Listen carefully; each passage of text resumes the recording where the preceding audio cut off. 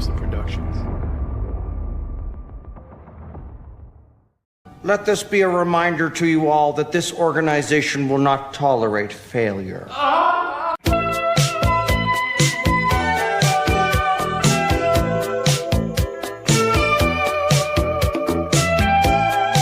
The side of the federal building has been blown off, Jesse. I don't understand it 'cause you won't say yes, but you don't say no.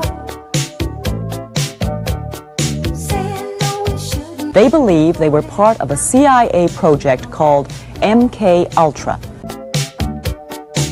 I'm giving up on trying to sell you things that you ain't buying.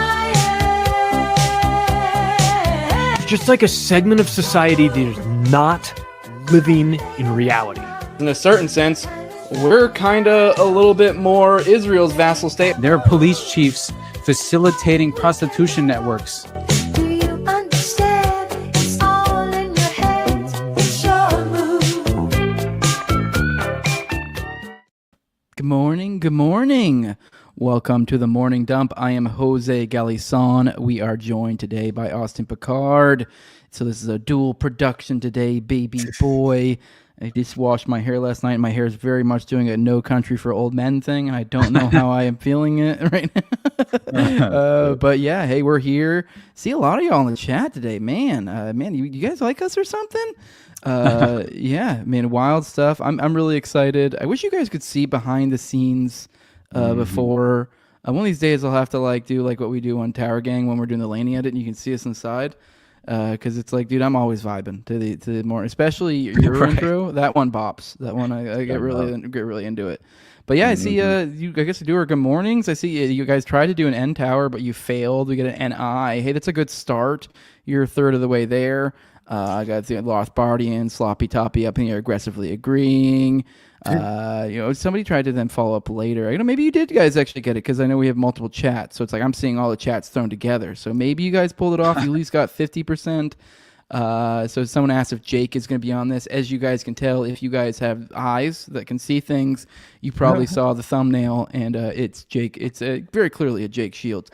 I'm kind of annoyed with how that Grok was able to nail Jake Shields, but like struggles with pissing a bunch. me off. Has it? Yeah, just as far as I spend almost more time fucking with Grok for the thumbnail than I do with. It's weird too, because I swear it's upgraded versions. So it's because it was like when I started doing this, it was like Grok 1 or 2, and I was like, this is pretty easy, not very hard, and then now it's like Grok 3, and it's a pain in the ass. It keeps fucking with me. I honestly feel like it got worse, which is so crazy. But sometimes it'll just nail. I don't get it. Half the time, it's like when I was even trying to get Epstein, it looked like retarded Epstein, half the time, and then finally I think it's his long face. I think it's his long face that gets it, because Epstein is a long face, and so I think you can easily accidentally make it look a little retarded when you're doing a long face. Definitely. But dude. But yeah, that's a.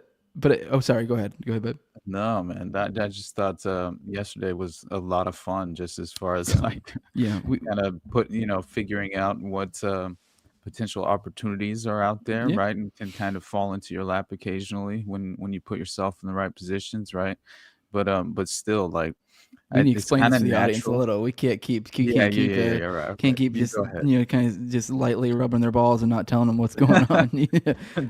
By the way, we're going to be going on Jake Shields' podcast. I'm literally been since yesterday in his DMs talking just about scheduling, so that's cool. We're gonna figure that out. We'll probably try to make it like a circuit. Obviously we don't have anybody else lined up, but considering we have my illustrious co-host here does a regular weekly show with Sam Tripoli, and Sam Tripoli is based at LA, where which is literally probably less than 30 minutes away from you. So it's I'm probably, I wouldn't be surprised. I'd say I wouldn't be surprised if you see us on other podcasts as well, because there is kind of an area, if we're going to kind of go to the LA area, because it's in Vegas. Shields is in Vegas. I don't think he's hiding that. I mean, I'm pretty sure he has. I would assume he probably trains there or something. And so I don't think it's any secret. I don't think I'm doxing him by saying he in the giant city of Vegas. But so it's but anyways, LA is like 3 hours away. So it's like I'd probably end up staying with you. Maybe and there's a lot of other podcasters in that area. So maybe we get 1 or 2 other podcasts. And then go on Jake Shields. But I mean, I guess, fuck, I actually have it already all lined up. I guess I kind of also actually want to show you guys through this. This is like how this happened, sort of. This is how it happened right here. It says, kind of wild to think I probably landed a Jake Shields podcast with this beaut of a tweet. Thanks to whoever I stole this from the other day that I probably forgot to even leave the customary like for. Because that is just so you guys know, if you aren't aware, that is the custom. If you do steal a meme on the internet, you should leave a like. Ideally, if you really like it, you retweet it or repost it or whatever. But here is a photo of Hitler and some of his his lieutenants or whatever around him, and they're watching a fat kid with a tech deck. Oh my god, it's too good, man. But anyways, this is dumb. But no, here's what really happened. I mean, that was the response I gave to Top, and that's the thread that he replied to. So we have Jake here saying, my buddy Top Lobs us. A big shout out to him, which as we've kind of talked about, we're kind of linking up network wise. So you guys saw that Top Loss production at the beginning, but he shouted out us, said you should have Jose and Austin on to talk about this. This being, he kind of put out a little mini thread. Jake Shields said, until recently, I would have laughed at the idea of satanic cults torturing and killing kids of the elites. Then unfortunately, I stumbled upon the stories of the Finders in the U.S. and Marc Dutroux in Belgium. The Finders were a satanic cult who ran child trafficking for the CIA. Marc Dutroux ran an operation where he kidnapped and tortured kids to death for the elites. Mark was on welfare yet had 10 houses with built-in dungeons where they will sacrifice the kids. Neighbors could hear screaming children, and despite Mark having already been jailed for raping and threatening and torturing children, the head of police told the neighbors to stop calling even though they could hear her screams. 20 witnesses and investigators were murdered. The judge was moved, and the new judge refused to test the hundreds of hair and DNA samples found in the dungeons, which anyone who's been following along us for a while, you know this is shit we have covered. So, I don't know. Obviously, we got a whole bunch. We got kind of like a deluge of you guys out there being like, oh, I see somebody's been listening to Jose and Austin. And right. I mean, maybe. I don't be. Yeah. It sounds like you're summoning the 2 schizo bros or something. I think was what I was like. This is beautiful. Yeah, maybe he does. I mean, me and him are mutuals. We have, for those who don't know how Twitter works, I follow him. He follows me. Kind of a big deal. He has almost 1 million followers, about 840,000 followers. So that's a pretty big deal. He's a former UFC fighter. A lot of you guys know this guy. Pretty famous. He only follows around 1,500 people, so I made it a while back. He's been following me for probably well over a year. I think he started following me around October 7th because I was one of the people who was going hard in the paint right off the jump. At that point in time, it was before I think Elon was completely cucked, or I don't know what the deal was at that point. But my fucking posts were flying at that point. Every post I was that was intelligently and even funny ways of slapping down Israel propaganda were doing numbers. Doesn't do that anymore. But or I don't know, maybe it could have been the opposite. Maybe they were trying to boost that signal at that time. I have no idea. I've heard people make that argument that because there was a period where a lot of those type of accounts were doing really good. But I don't know. It seemed to be as time went on, the ones that had real good actual, I don't know, without being over the top Jew hating, kind of lost the boost. You know what I mean? Yeah. The crazy, I guess, borderline Jew hating ones did pretty well. Not saying that's Jake Shields or anything, by the way. I actually don't think that's the case. I think a lot of people attribute that to him, but I don't think that's the case. Yeah. But yeah, anyways, point being is, so we got summoned by a bunch of y'all, and then he said, yeah, I'm down, and we're coming on. So I don't know when yet. We don't have a date, anything like that. But I just found it particularly interesting because this is literally, as we kind of said, this is what we talk about. This is basically our Tripoli episode that we did recently. And that's kind of what we talk about a lot anyways. But that whole, creating the, hey, this is where all of it's connected into, and kind of connecting it to Gladio. Obviously, he's more focused in on the child trafficking or satanic part of it, the kind of the child trafficking Satanists. So, but we have plenty of that, and we'll be able to kind of basically do the same thing, but putting more of a focus on that element. So we definitely have that. So Yeah, I I don't know, felt I'm like- excited. This is gonna be, dude. I've gained more followers just from the from people being like, "Oh, you're going on," than I know, when we right? went on Sam. I'm not any Got like slack to 100 Sam. I love followers, Sam, like, but I right was like, away. holy shit, huh? I said I got like 100 additional followers, like, Yeah. right off the bat. For I know. nothing, for my stupid But, tech deck photo. I know. I thought, but when we talked, it was the first thing that I mentioned was like the strange synchronicities, right? Like on our path. Obviously, so far, it's been kind of it's been just a really interesting thing to witness. Speaking Especially of like, setting synchronicity, you said Sam went on, didn't you? yeah, that's what I'm saying. Which like, I don't know. I guess maybe we're blowing up his spot because I mean he does release it later. But I mean whatever. I don't know what kind of.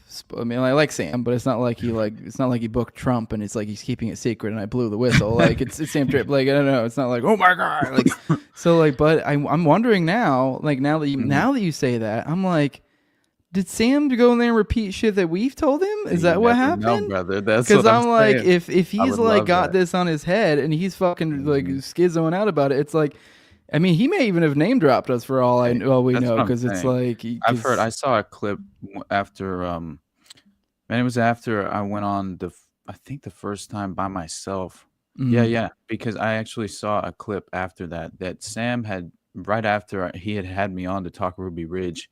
He goes on like a big ass show. I can't remember. But he was like, in studio for the show, and I don't remember which one it was. But then he legitimately name drops me and goes, "This dude came on, Austin Picard, and he explained everything there is to know about Ruby Ridge." It was just like the coolest fucking, like spotlight on my work, and just kind of like again, just. If you're, it's the law of abundance, like we've talked about so often. You know what I mean? As you said personally, rising tide lifts all boats. It's like that is the mentality, and it's what Top just did too, man. You know, it's like what a beautiful thing. It's what everyone else did, kind of like, just generating this in the first place. Like I didn't say a fucking word. I was just like, super excited and retweeting it all. You know what I mean? Like that's basically the best I can do. Yeah, that's why I just like hit you up. It's like, yo, dog, wake the fuck up, start retweeting shit. Something's happening. I was like, I kind of already knew beforehand. I was like, because you can just kind of read the tea leaves. You're like, oh shit. A lot of people are like, you get to the point where you're like, I know, I think this will generate his interest. And it's like right up, so like, oh shit. There were a couple people that pissed me. Like I almost got shitty with. Like I don't know if you saw a couple. There were like God, who was it? Someone was like brought up Annika, whatever the fuck, and you're like, yeah. But it was on a post. You're like, how are you gonna like if someone's like, you should bring on so and so, and then you're like, I think it might even been below my reply or something, and you're like, no, you shouldn't. You should bring on someone else. I'm like, dude, shut the fuck up. It drives me insane when people do that. I know.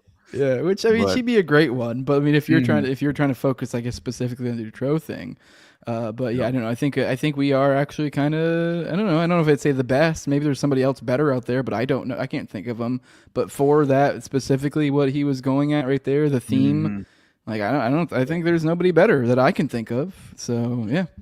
I know we can definitely weave a legitimate web, as far as I'm concerned, and I think that. It would be very palatable for someone like Jake, I think, honestly, like personally, I think that he would really much enjoy at least the line of interest that we would pursue in our presentation. But and by the way, Sloppy Toppy, I'm sorry, brother. I'm gonna check out everything that you sent me. What did you say? And somebody else bring up sent a me chat? something as well. Did you just try to bring up a chat? No. I Oh, just okay. I wanted to address the fact that he had sent. I told him to send me his story yesterday. And I noticed that he did, but I didn't get the chance to really focus on it as much as I wanted to. Which, actually. speaking of, hey, Helper Crow, was that you that fucking shut? That was another person. I was like, dude, shut the fuck up, because there was some other Mr. Metalcore guy. He was like, this guy's done 7 hours of this. Like, shut the fuck up. Yeah. I know, man. That's cool. That's great. And I was like, so then I just had to be gracious. Like, oh, that's really cool that he has that content. I even retweeted. Like, but in my head, I'm like, shut the fuck up. No shit. Like, why would you do that below my reply? Yeah, exactly. It's strange. I don't understand people, man. They're very weird. But it's social media is interesting in the first place. So Like, it's fair to like offer those people, but just in the context of literally like below my reply, you're like, yo, dude, this is a big opportunity for me. Shut the fuck up. it's like the definition of cock blocking. Like, what are you doing? Yeah. You know what I mean? Like, no, do you should have fuck friends, Jimmy. man? He makes 6 figures. You're like, dude, shut the fuck up. You know how much better he'll be able to take care of you? And we're like, shut the fuck up. Yeah. Oh my god, that's too great. Hey, NDS in the chat. Is it Raven or Top? Probably Raven. I'm gonna go with Raven. Right? Are you gonna spar him first? Ooh, I don't know. I don't think I because he'd make me look foolish. Because he's even said it before. Like, I mean, so it depends what you mean by spar. Like, if it was like a Sneeko thing where he's talking shit, like, oh, we're gonna like for real. But if we were just like rolling or just goofing or something, like I don't know, if we were jiu-jitsu, like if we were striking, I don't think I'd want to strike him. But like 2v1. But I'd Dude, roll. I'm in. I'd have some Love fun. it, You could do roll with him a little bit. I mean, he'd make me look foolish. But you know, when you're especially jiu-jitsu, you can go like 50% and have fun, and like, you know, with people who are a lot better than you, and like you can still have a good time. So I don't know. That'd be fucking unique. Yeah, It'd be fun. Yeah, right? unique opportunity. I'd have fun with it. I don't know if I want to strike with him. I mean, I don't know. Maybe if we put pads on and we were only going like 50% or goofing. I don't know. I've never got much into striking. I was always more of a jiu-jitsu guy. I did jiu-jitsu for a couple of years, so and wrestled all through high school. So Muay Thai, like, you know, wrestling and a little bit. Like, I couldn't afford jiu-jitsu, but I went. You know what I mean? So that was basically, it was like, I really want to continue to come back, but I can't afford to. So at some point, I'm going to have to just do the full year, which is what I wanted to do anyway. You know what I mean? But that would be a lot of fun at some point, man. But yeah, I'm super hyped about this. This is gonna be fun. But I mean, we definitely need to, like, on the moment of, be ready and just take the wheel, because dude, I don't know, this is gonna kill. This is gonna crush. Because this is going to be one of those spots. This is a big in real life opportunity. This is the first time me and you meeting together.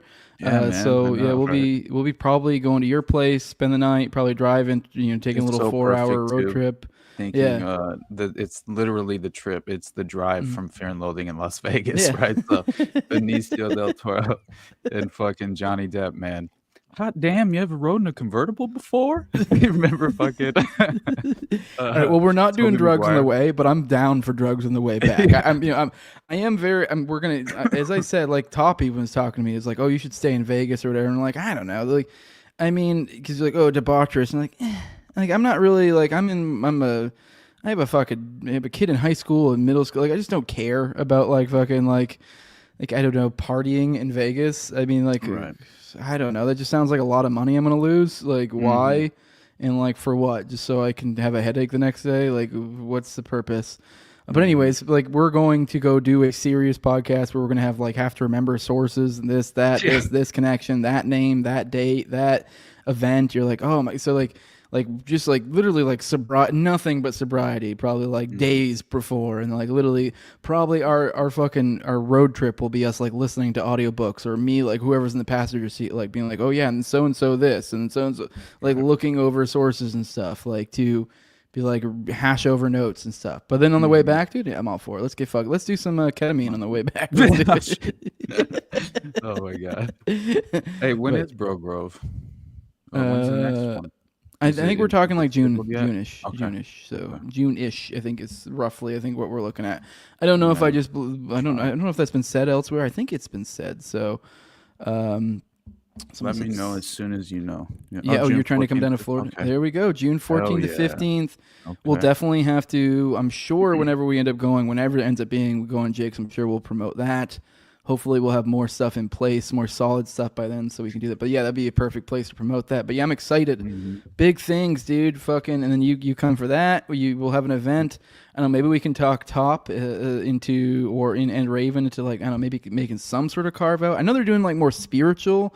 I mean, you don't really do like spiritual stuff, but like we kind of, like, we're like kind of kissing the other side of the curtain of it, like, but while still being like atheist, agnostic, whatever, like not religious, secular, like not really getting into the religious stuff. We're like on the other side. We're like, because we're right on like satanic cults doing weird rituals and stuff, but we're just like, we just don't attribute motive. That's all we're at. We're like, I don't know, maybe there's a God. They seem to think it, and like that's where we're at. Like, so I mean, there's something for us there. I think that we can kind of carve out some sort of presentation for that too. I'm telling you, man, like it is the Yeah. So you go spiritual, inevitable, MK Ultra, and yeah, intelligence. Yes, you can it's totally the apply that shit there. inevitable Yeah. destination, man. Like it's like there's no, you have no real control over the fact that this path crosses into that spiritual element where you have to focus and understand, at least to conceptualize for yourself, kind of the, the approach that these individual entities, whatever you want to call them, right? But still, what do you call a sociopath? Because it's very alien in my mind. Just that in general, right? Um, Psychologically, it's extremely foreign to me. So that might as well be an extraterrestrial or a demon. You know what I'm Yeah. saying? Yeah. So, Yeah. Yeah.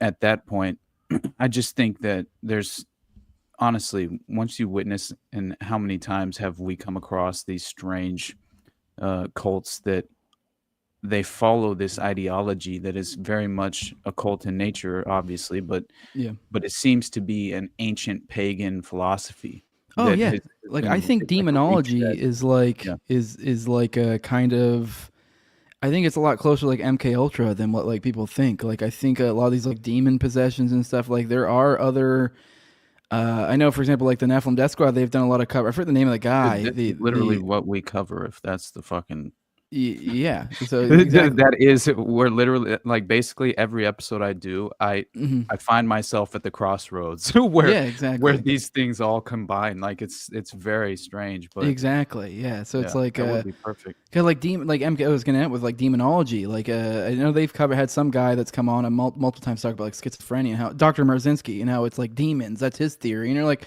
I don't know. You can kind of be.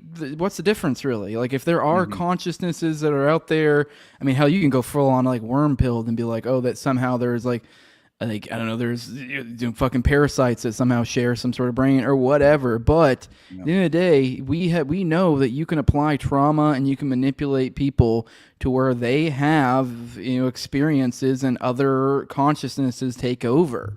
So you can say that's a split from their own consciousness that you forged, off of theirs, or that you've somehow compartmentalized their ego, or you can say it's a demon. Or some other. At the end of the day, it's another consciousness. You have someone who, at that point, if in this context, you have someone who has multiple consciousnesses in the same head.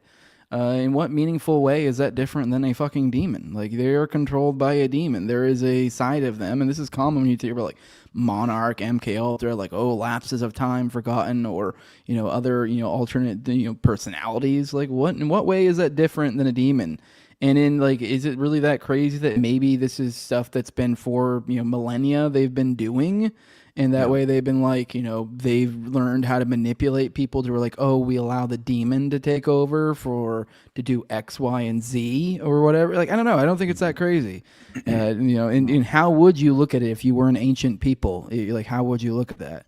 And then apply even further, like we've kind of the concept of like, if there was let's say there was some sort of nuclear holocaust millennia ago, and there was a segment of society that survived and had kept some of their technology. And they knew a lot of this similar stuff too, like psychology type stuff. And now that they knew how to do it, like you could easily just apply woo-woo to the fucking masses, the fucking retards, the ones that got kicked back to the Stone Age while you guys kept your technology, and now you're gods. Like, I don't know. There's so much to this that like, and you can put. I know a lot of people say, oh, it leads to spirituality. Sure, maybe. What, I don't fucking know. You're kind of putting the cart before the horse. Maybe one of these days, like at the point where like, it's it. I believe in God. I'm still not there. I'm still like, to me, I'm still like, I'm still left with these, like, I don't know. I want to know more. I still haven't come to, like, I do believe that there are people who believe on the other side of this. Oh yeah. I mean, I do think there's some of them that are like us that don't believe, but they're using it for, for power. So yeah, I don't know. Yeah, exploitative reasons, but I do think, I don't know, man. Like, I've gotten to a place where I don't know how to identify it. I don't have a name for it, which you have to be very careful with, obviously. But I pray every day now, man, like every day, which this is, you can call it a mantra, you can call it whatever you want. but I think the intention behind it is what matters most, and I'll be honest, I grew up Southern Baptist, I have Same this, that's my background. So I have these kind of preconceived ideas that I've really worked through in many ways, but also I still hold subconsciously in Mm, certain ways to be true, yeah. but also, and also just in how you kind of like interpret the religious environment in Mhm. regards to kind of organized religion. But that was always what I rejected, was the organized aspect of it. I couldn't stand the actual church Yeah. environment was a little difficult at times. But I get, sorry, we got Aaron here saying, "It isn't coincidence. All the stuff we talk about today is leaning towards Bible prophecy." And it's like, but yeah, from my perspective, yes.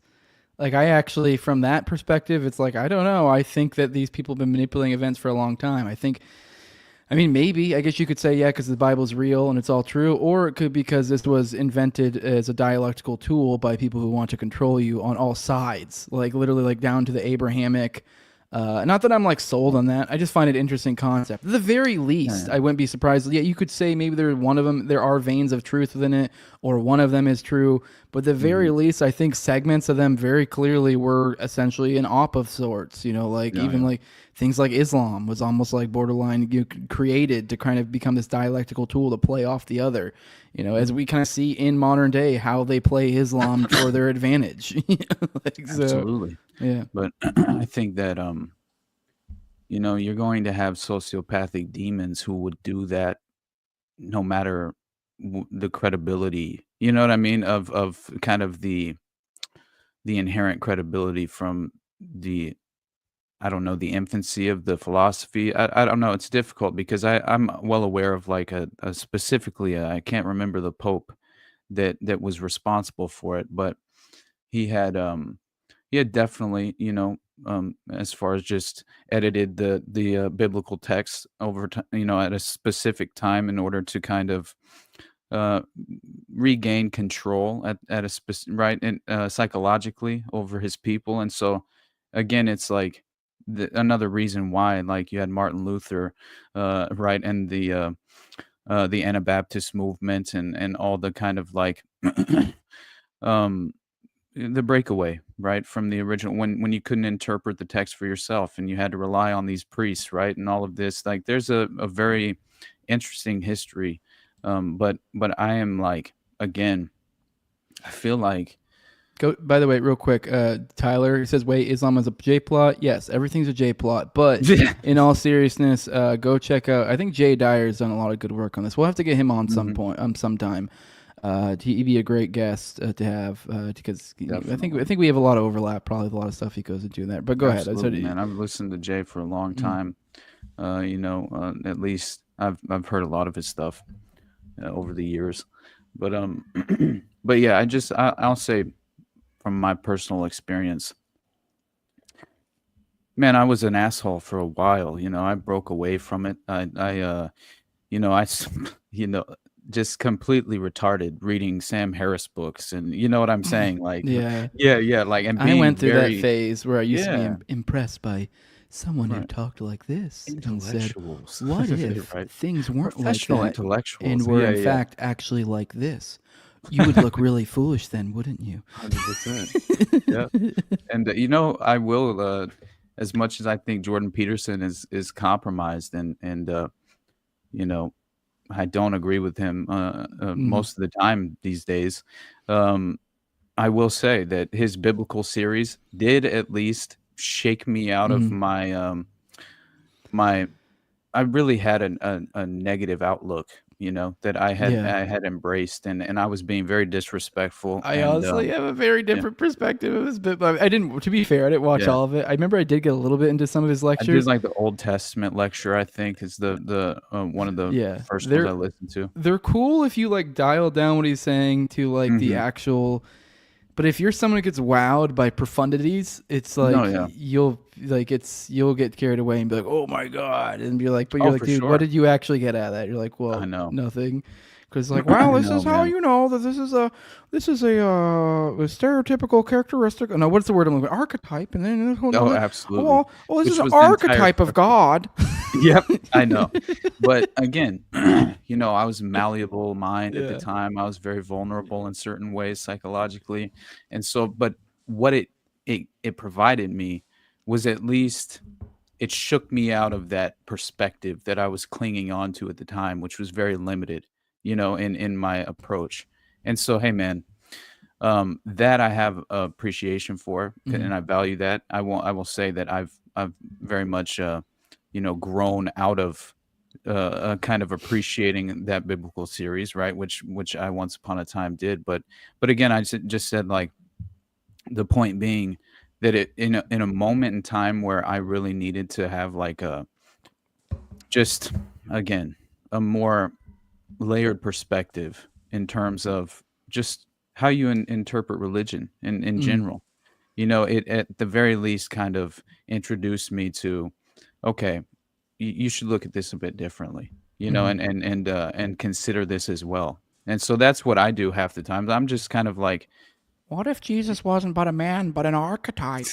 right? And then he's like comparing it to Snow White and shit, or what was it? Well, you What see, was if you look at all the classical Beauty? works of fiction, they all follow the same archetypes. You have know. the Father, the Son, the Holy Spirit, and there- the Holy Spirit fills the archetype of what you would say. Now, what is the Holy Spirit? How do you feel about the Holy Spirit? So Now, I think tell you what about- I think about when I think about the.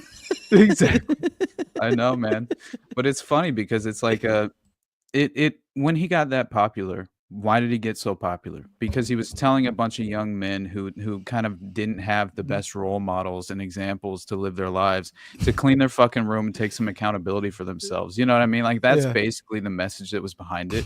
And then More bubbles. Did I slip into bubbles a little bit? yeah, there? it Goddamn definitely- fucking Sam Squanch. dude, it was Bubbles. That's fucking hilarious. But Oh no, well, that's I just slipped like- from Peterson into bubbles, but whatever, you get the idea. But you obviously see like how these these larger than life personalities that get kind of like spotlighted and just like what is it, the just as far as fuck, I'm trying to think of the term for it, but pop culture basically is what it really is, because it's kind of like it was but anyway, I think it's interesting that what an impact during that time that those two individuals did actually have on me for Oh, a they brief did, yeah. moment.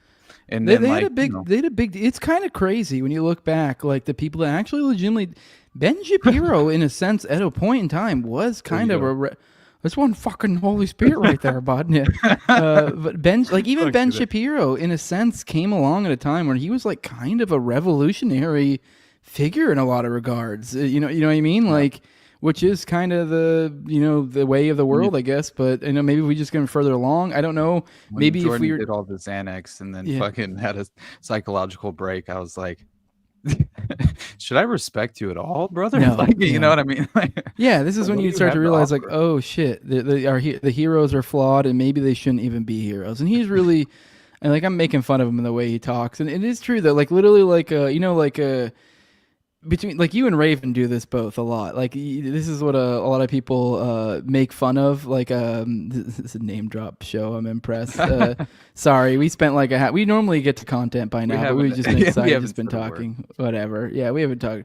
What the fuck was I talking? Anyways, let's get to some actual content. We've spun our come on, wheels we're having enough, but I was fun, just gonna dude. say that what Peterson does is like just literally like just hours. It's just like literally a distilled version of like what you and Raven do occasionally when you're like spinning on words. That's what Peterson does. When you guys can't think of what you're just trying to vamp, and you're like you could tell you're like the wheels spinning in your head. You're like, what's the next thing? But you're just saying words. How exactly do I want to say this specifically? I know, dude. So that's what he's just profundity. He's just so what if you're like whatever. I'm not going to trip into it. Let's get into some actual content now. Let's get into some Hey, anti-war. wait. Before we get into the okay. anti-war, because I know Yeah. we'll linger there for a while. Yeah. Probably, most Oh, likely. I'm going to but- zoom through it because I'm not going Okay. to let you take the reins here, buddy boy. You motherfucker. Like your Dude, last yesterday- episode was nothing but foreign policy. I know. I had completely intended on actually covering the Delta Project, but hey, man, it happens sometimes. And I will Yeah. say that whole bit about Gad Sad and the Mossad, Yeah. what the fuck, man? Like, Oh, was yeah. that not a hilarious interview? You Yeah, know what I'm it's saying? nuts. Like, but anyway, that I did just want to mention before we get into it, the Cain thing, because it is crazy. As much as like I understand that he obviously was in a 11-mile high-speed chase with this guy, and like crashing into his car and firing shots at them through intersections and things of that nature. But still, like, what would you do if you discovered that some dude molested your 4-year-old son at daycare? Well, there's this guy named Gary Plosh. I don't know if you've heard of him. Yeah. Plosh, however you pronounce. You know what I'm talking about. The guy who fucking off the was his kid's karate instructor that diddled him. Yeah. So it's like, I mean, I'd actually That's probably a hero. wouldn't. I mean, as far as a father is concerned, like your reaction. I'm just saying, I would never be more proud to have a father that, that would react. I mean, the only thing I always push back on that, it depends on the context. Like, do you have other kids? Is this going to, I mean, this will keep you from being, it likely will keep you from being there for your kid. So, like, while it is, like, cool, I think in a just world, you'd be able to do that and not go to jail. But, in the real world, you'll do that and go to jail. And, like, in reality, you're not going to be there for your kid now. So, like. Yeah. No, you're entirely accurate on almost that, better man. just to let the I don't know, but Word yeah, is- I don't know. I totally get it. I mean, but I think with the Cain thing, he shot somebody else. I mean, I don't think he killed them or anything, but still, like, so to some extent, like, I'm fully on with vigilante justice. That if someone's murdering people or doing, raping or molesting, whatever. If it is like say someone like a jilted father or something, like, kills somebody, it's like if we come to find out later that, like, oh, that guy actually did diddle his kid or killed somebody or whatever. It's like, whatever, bygones be bygones, cool. Like, I really do actually think that should be the case. But given this situation, I think, if I haven't looked into it specifically, so I don't know all of it, but I know he did shoot. I believe it was like here, it's real brief. Well, Yeah, I can bring you up to speed because it basically is just a tweet. Former UFC fighter Cain Velasquez sentenced to 5 years in prison for hunting down and firing at a man who allegedly molested his 4-year-old son at daycare. In 2022, Velasquez got in a high-speed 11-mile chase with accused pedo Harry Galarte Jr. After finding out about these allegations, according to reports, Velasquez rammed his car into Galarte's vehicle before pulling out his gun and firing at Galarte. The ex-UFC fighter missed and hit Galarte's stepfather instead. Cain began shooting at the victims at a Morgan Hill intersection. As they tried to flee, he rammed their vehicle and fired more rounds at them. And this you is can't do according, that, dude. dude. I know, right? Like, it is straight up like chaos, Like, But, I get it. but Like, I mean, but if it was just the one guy, and even it's Cain Velasquez, dude. even if Brown it was pride, just the one motherfucker. guy in his thing, I also think it's not. You can't just like have a high speed chase because it's like you are endangering so many people. But like if it was like legit, like if it was like who was the girl that shows up in our Already Dead one, like the Jill Dando, where someone literally just walked up behind her and popped her behind the head. If someone if he had done that to they'd be like, all right, whatever. Literally affected nobody else. Like, so it's like you just. Yeah, I don't even think Galarte's been through trial, so I think his trial is set like the diddler very soon. Do what? The diddler? Yeah, the pedo. Yeah. Okay. I don't think he's gone through yet. They gave Cain 5 years for this, so it's Well, What I is don't he know. I probably kind of gonna do? He's actually probably gonna do, 5 like, seems a a bit full 5 excessive. Yeah, I know. I would guess think he would yeah, probably probably get do out 2. in Yeah, 2. or maybe even less. Now I think about it. Yeah. So, but I mean, I do have to say, honestly, kind of. I mean, 5 might be excessive, but It's still fucked up. it's like you can't do that, dude. I mean, like No, for sure. I'm all for offing, pedophiles, but you can't put other people in danger. That's Like, true. So like, I don't know. I think But that's damn. fair. That's a fair. I feel like I'm being like being the guy who's like, "Hey guys, whoa, the pedophiles." No, I get All your right, point. I'm paid off by It's big important. pedophile. You're paid off by Right. big Jew. Yeah. Wait, we're No, getting it's paid an by the same important guy. point. It is an important point to make, though, because it is obviously like nothing good came of this, and the pedo still wasn't held accountable, which Yep. that is the unfortunate reality. But I will say, Cain's a badass. And I got nothing but love for Cain. You know what I'm saying? Like, and I always loved him as a fighter, but he seems like a good man as well. He might be a little crazy, but it would be really difficult not to react this way. Mm-hmm. Wasn't it Cain that was running for office in Huntington Beach, or was it somebody else? I'm trying to remember. I think he was even the mayor at one point. I don't think recall. Cain was even the mayor of Huntington Beach at one point, because it's definitely pretty Republican down there, like not very far from me, but it's a little south and like probably 30 minutes at most. But yeah, I'm pretty Let's sure get into he the was foreign actually policy, the but mayor we're there. 40 minutes deep. I guess we dig into content. That's content. We probably should have brought up the video, the article you're reading to make it more obviously content. But oh well. Yeah, that's true. But yeah, Tito Ortiz, I think, is actually the Huntington Beach mayor. Sounds You're right. right. You're right. Okay. I gotta go put a hoodie on or something, dude. I'm fucking cold. Okay, cool. Well, I'll go ahead and read this first article. You're probably aware of most of this anyways. Let's get into the big story of today. The Vance. There's actually kind of like multiple stories because there's multiple angles. But essentially, there was like a leak of a Signal group chat recently. So we'll kind of get into that. We'll start from the approach of that. There's multiple angles. So there's the leaker, which was, I guess it looks like Walls, which I forget which specific cabinet position he has, but he's obviously one of the cabinet members of Trump. And then there's the angle of like what was said in it, because in this thing it's them kind of their plans for the bombing, and you have Vance in here, I guess, being the lone voice of pushback. It seems like his reasoning for pushback is kind of pathetic, which we'll get into. And then also, I think last but not least, kind of on this angle, is that there also was a journalist who got somehow added into this. This is where the leak came from, I guess you could say. I'm not sure if they're the ones who actually ended up being the leak, but they were included in this group chat or whatever somehow. That's kind of where the issue with Walls is. I guess he is the one who added them. So we'll get into all that. So we'll get into specifics of it. It's quite the story. It's interesting, and it's also on the journalist side of things. It's kind of the idea that he had this information and just sat on it. We're just now finding out about it. It's like how, like, you could have released this information before, like, any of this. Like, you would think this would be peak journalist scoop. All right, let's go ahead and get into it.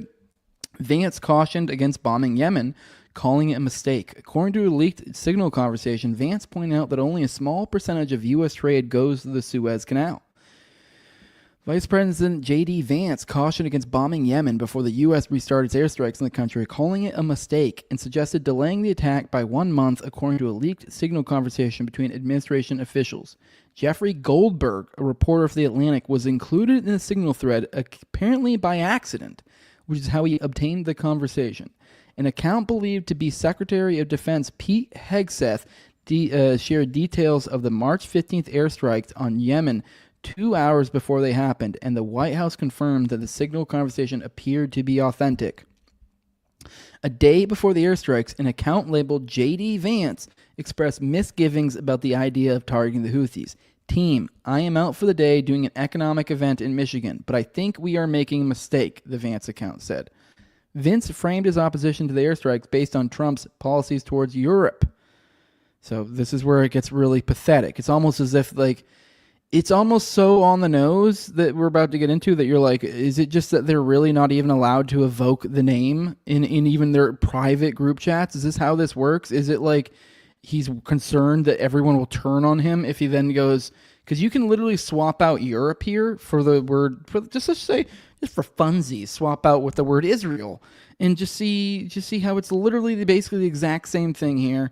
And it's really probably far more accurate throughout this. So it's like, it gets kind of like, is Israel Voldemort in these situations? If you're trying to say, oh no, we can't just like keep shelling out money for Israel, if you just say Europe and you kind of give a wink, then now they know. But you can't say it because you know that, like, oh, if this gets leaked, all of my donors, everyone will just fucking lambaste me.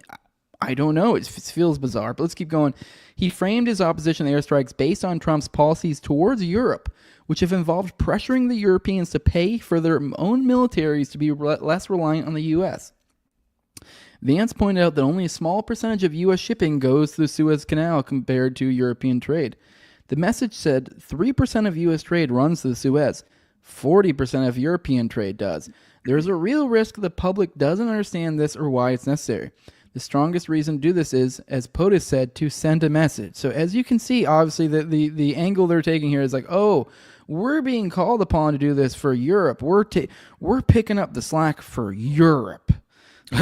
So Vance continued, I'm not sure the president is aware how inconsistent this is with his message on Europe right now. There's a further risk that we see a moderate to severe spike in oil prices.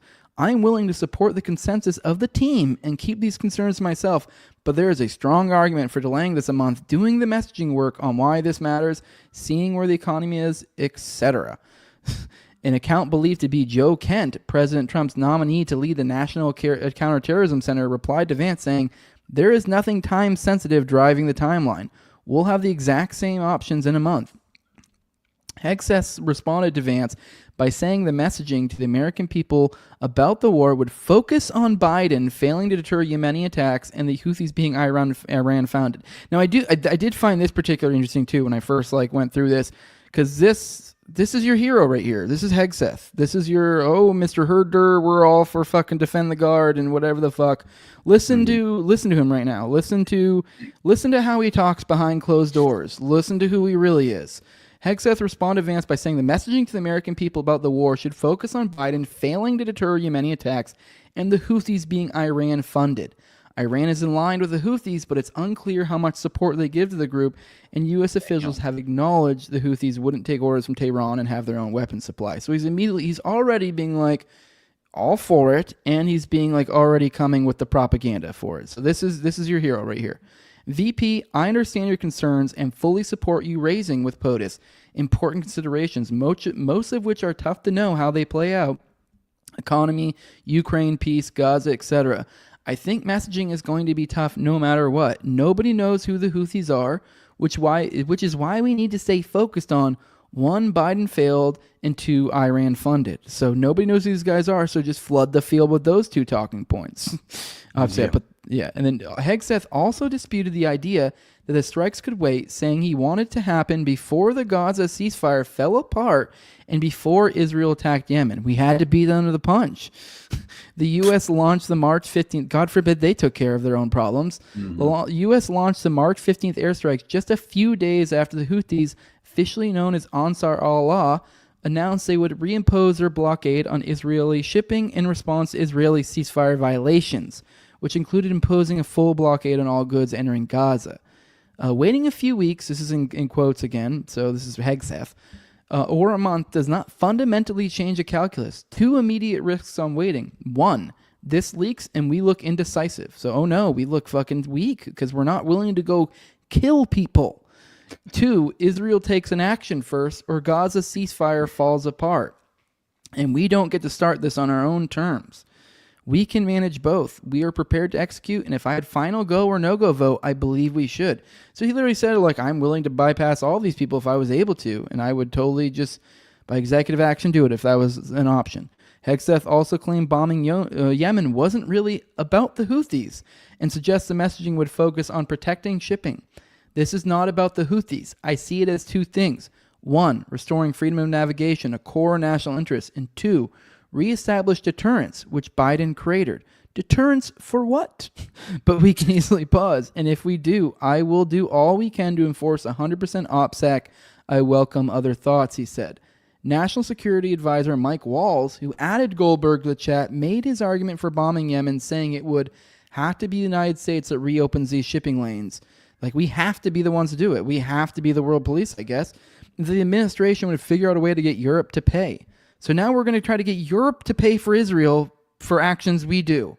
Makes a lot of fucking sense. Per the president's request, we are working with DOD and state to determine how to compile the costs associated and levy them on the Europeans, he said.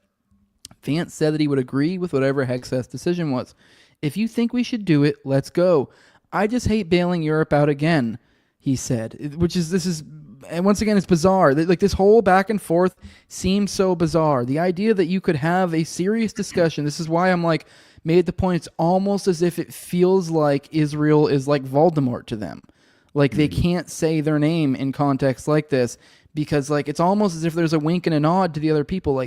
It's bizarre that you keep saying Europe. This makes no fucking sense given the context. I mean, I guess sort of if you're playing, pretending to be blind, deaf, and dumb.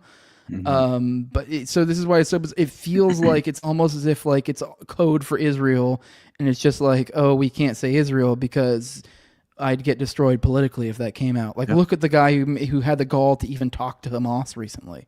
Yeah, So, exactly.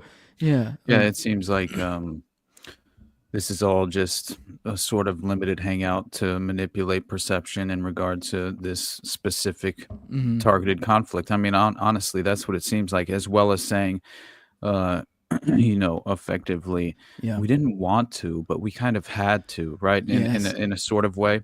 Yeah, I And definitely had those justifying it thoughts. I'm along like, with, this yeah, feels like it was intentionally let out because it is like, look, we have JD Vance being like, come on, guys. Like, so yeah. you have the What voice, and else there is he it for shows that it's anyway? his core. He's anti-war. It shows that Yeah. he's very much like, we shouldn't be bailing out Europe again. And you're Yeah, like, exactly. okay, because that's very much a strong messaging point lately. Is like, oh, we can, and they are being pretty good about those type of things. Is like, if it's something Europe related, they are very much cutting them off. So cool, and which seems like we're almost signaling like maybe we'll leave NATO or or something along those lines. But Mhm.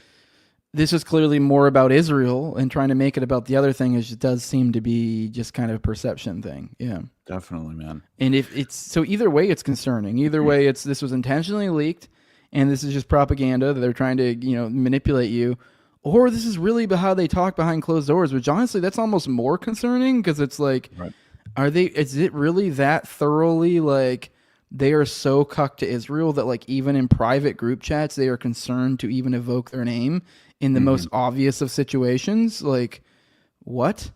Like, like they're treating him like Voldemort. Like the concern is that like, oh, if we see that like if Vance, it's almost as if Vance is like politically conscious of like, if I say, if you think we should do it, let's go. I just hate bailing Israel out again. That he knows that leak right there it's a career-ending leak, at least for what I at think least donors wise. Like they have he'd to be so be popular among the public.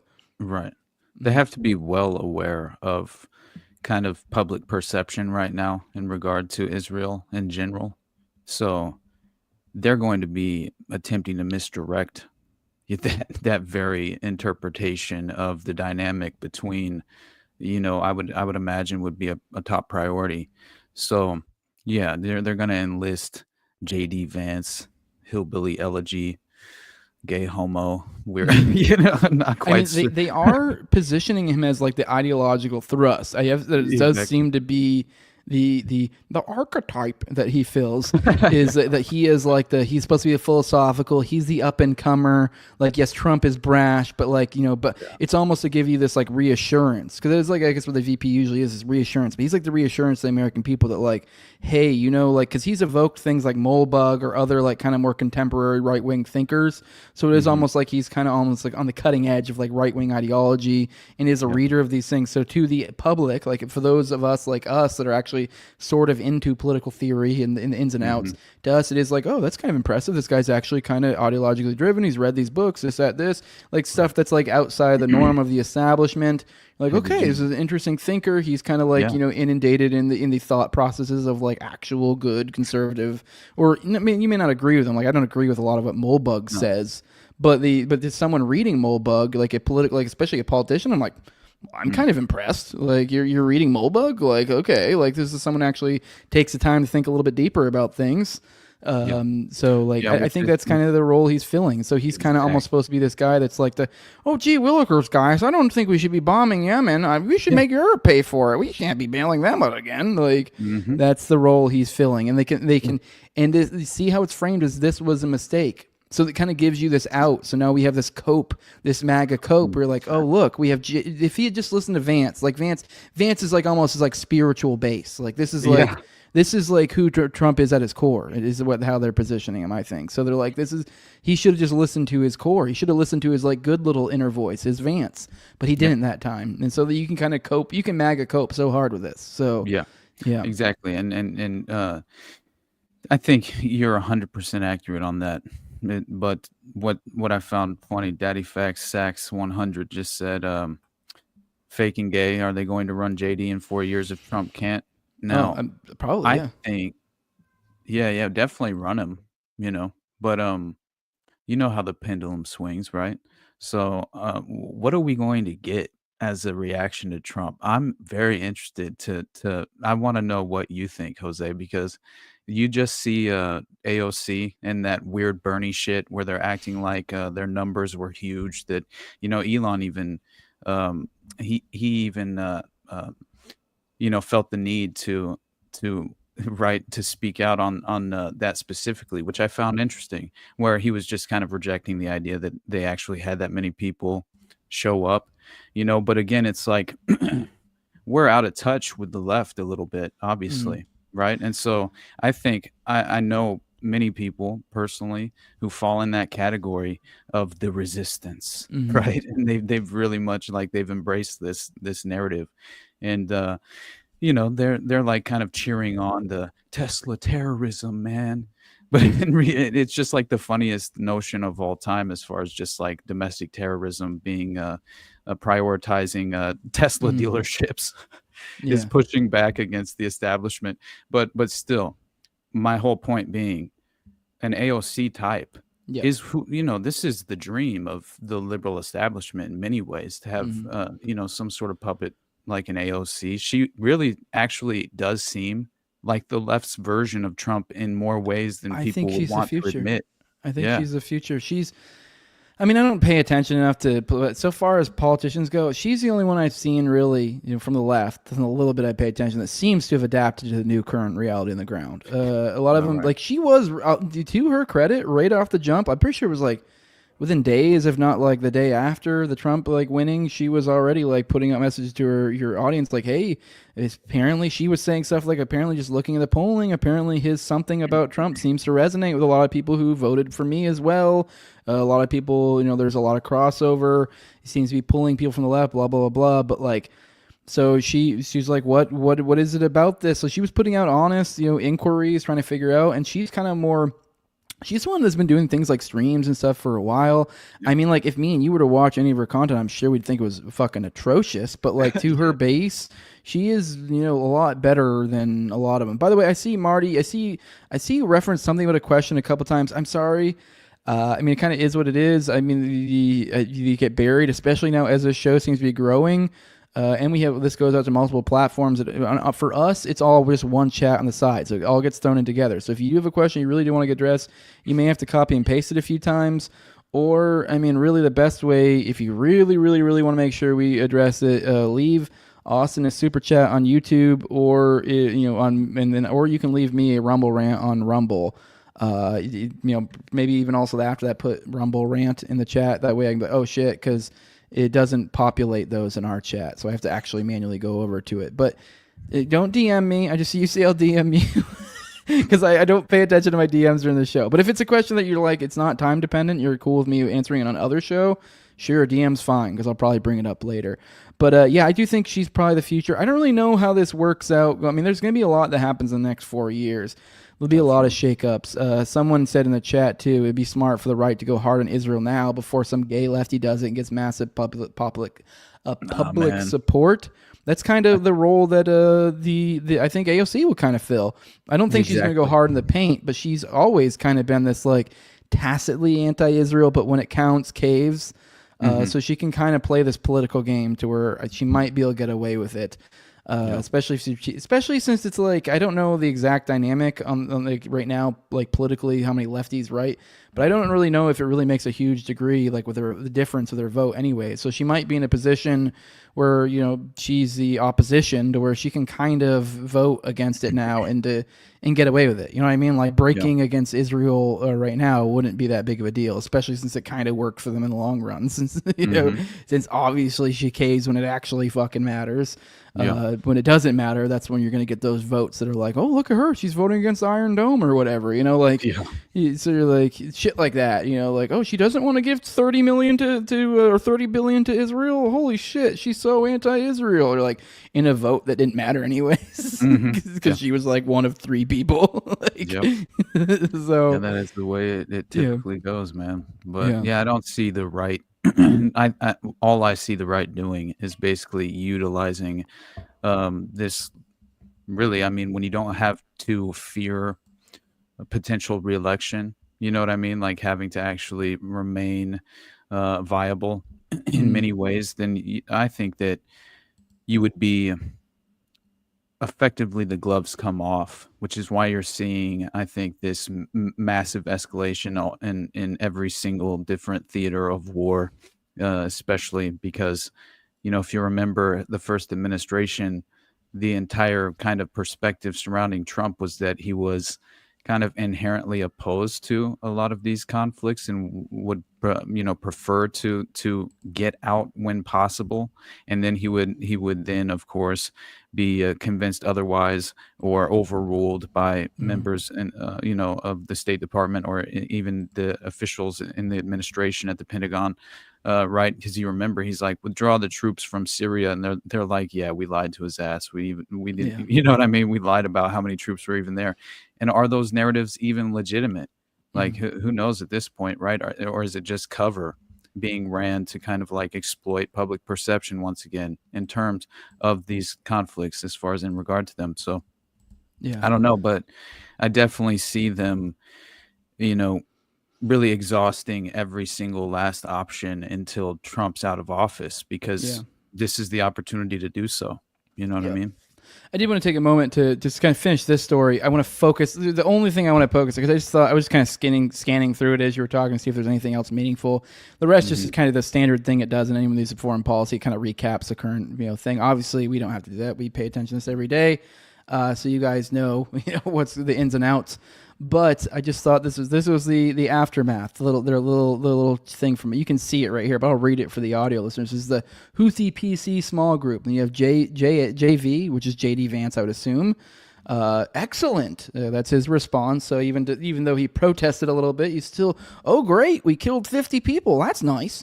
And then you have John Ratcliffe, a good start. And then you have Michael Walls, fist emoji.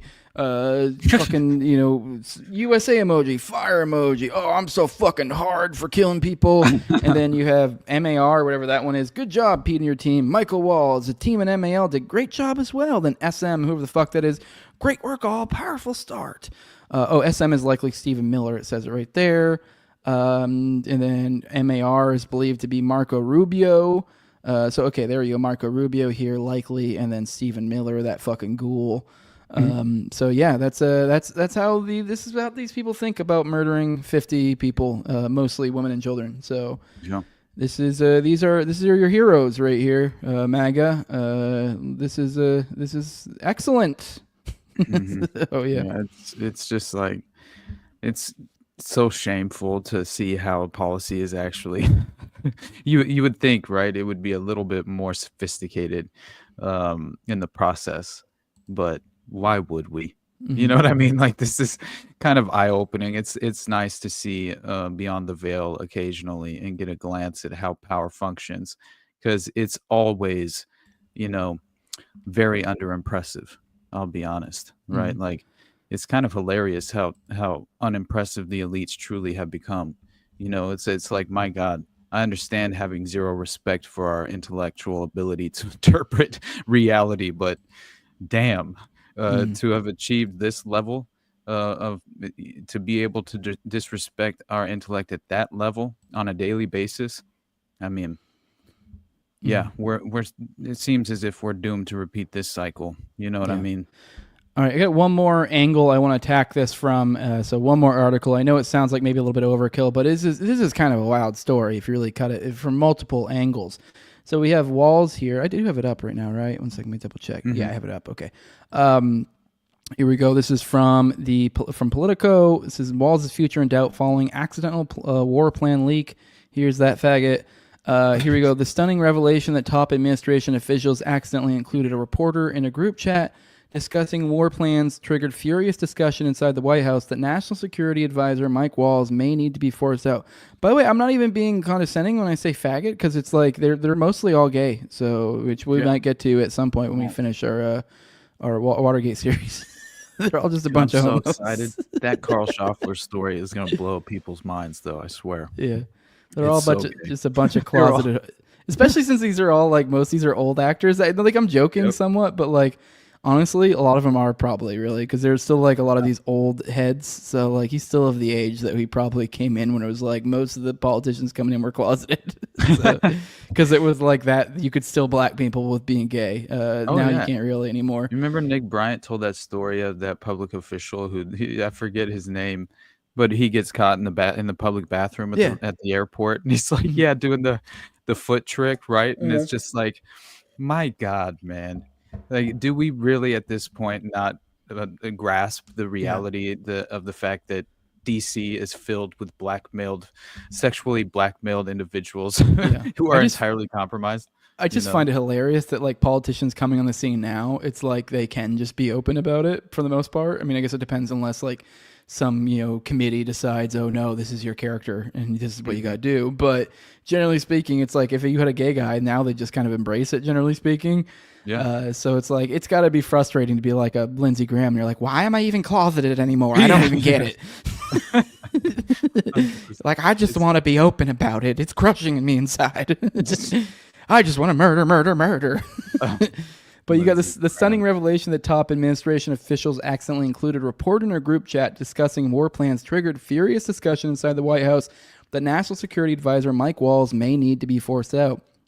Nothing is decided yet, and White House officials cautioned that President Trump would ultimately make the decision over the next day or two as he watches coverage of the embarrassing episode.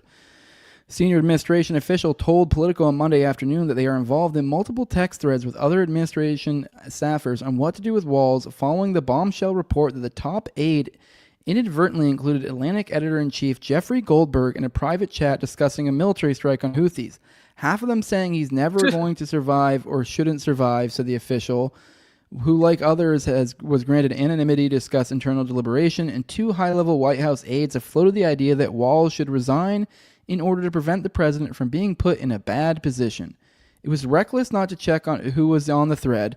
It was reckless to be having that conversation on Signal. You can't have recklessness in as the national security advisor, the official said.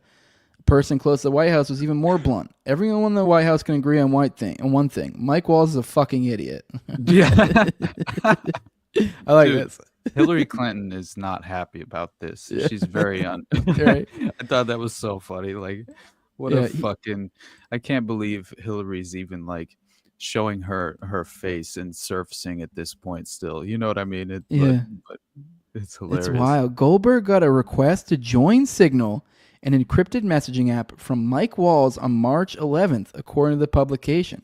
He was then included in a group chat dubbed Houthi PC Small Group with what appeared to be other top administration officials, including Defense Secretary Pete Hegseth, VP J.D. Vance, Director of National Intelligence Tulsi Gabbard, and others. I mean, I really don't know how you oopsies add a fucking, the editor-in-chief of what, The Atlantic, I think, is what the fucking... This is like, how do you accidentally oopsies? And the article's paywalled, so I couldn't get the Atlantic article. I really wanted to read through it, but... it seems like this, and Hegseth, he even addressed this journalist, right? And claimed, he says, you're talking about a deceitful and highly discredited quote so-called journalist. So I haven't actually...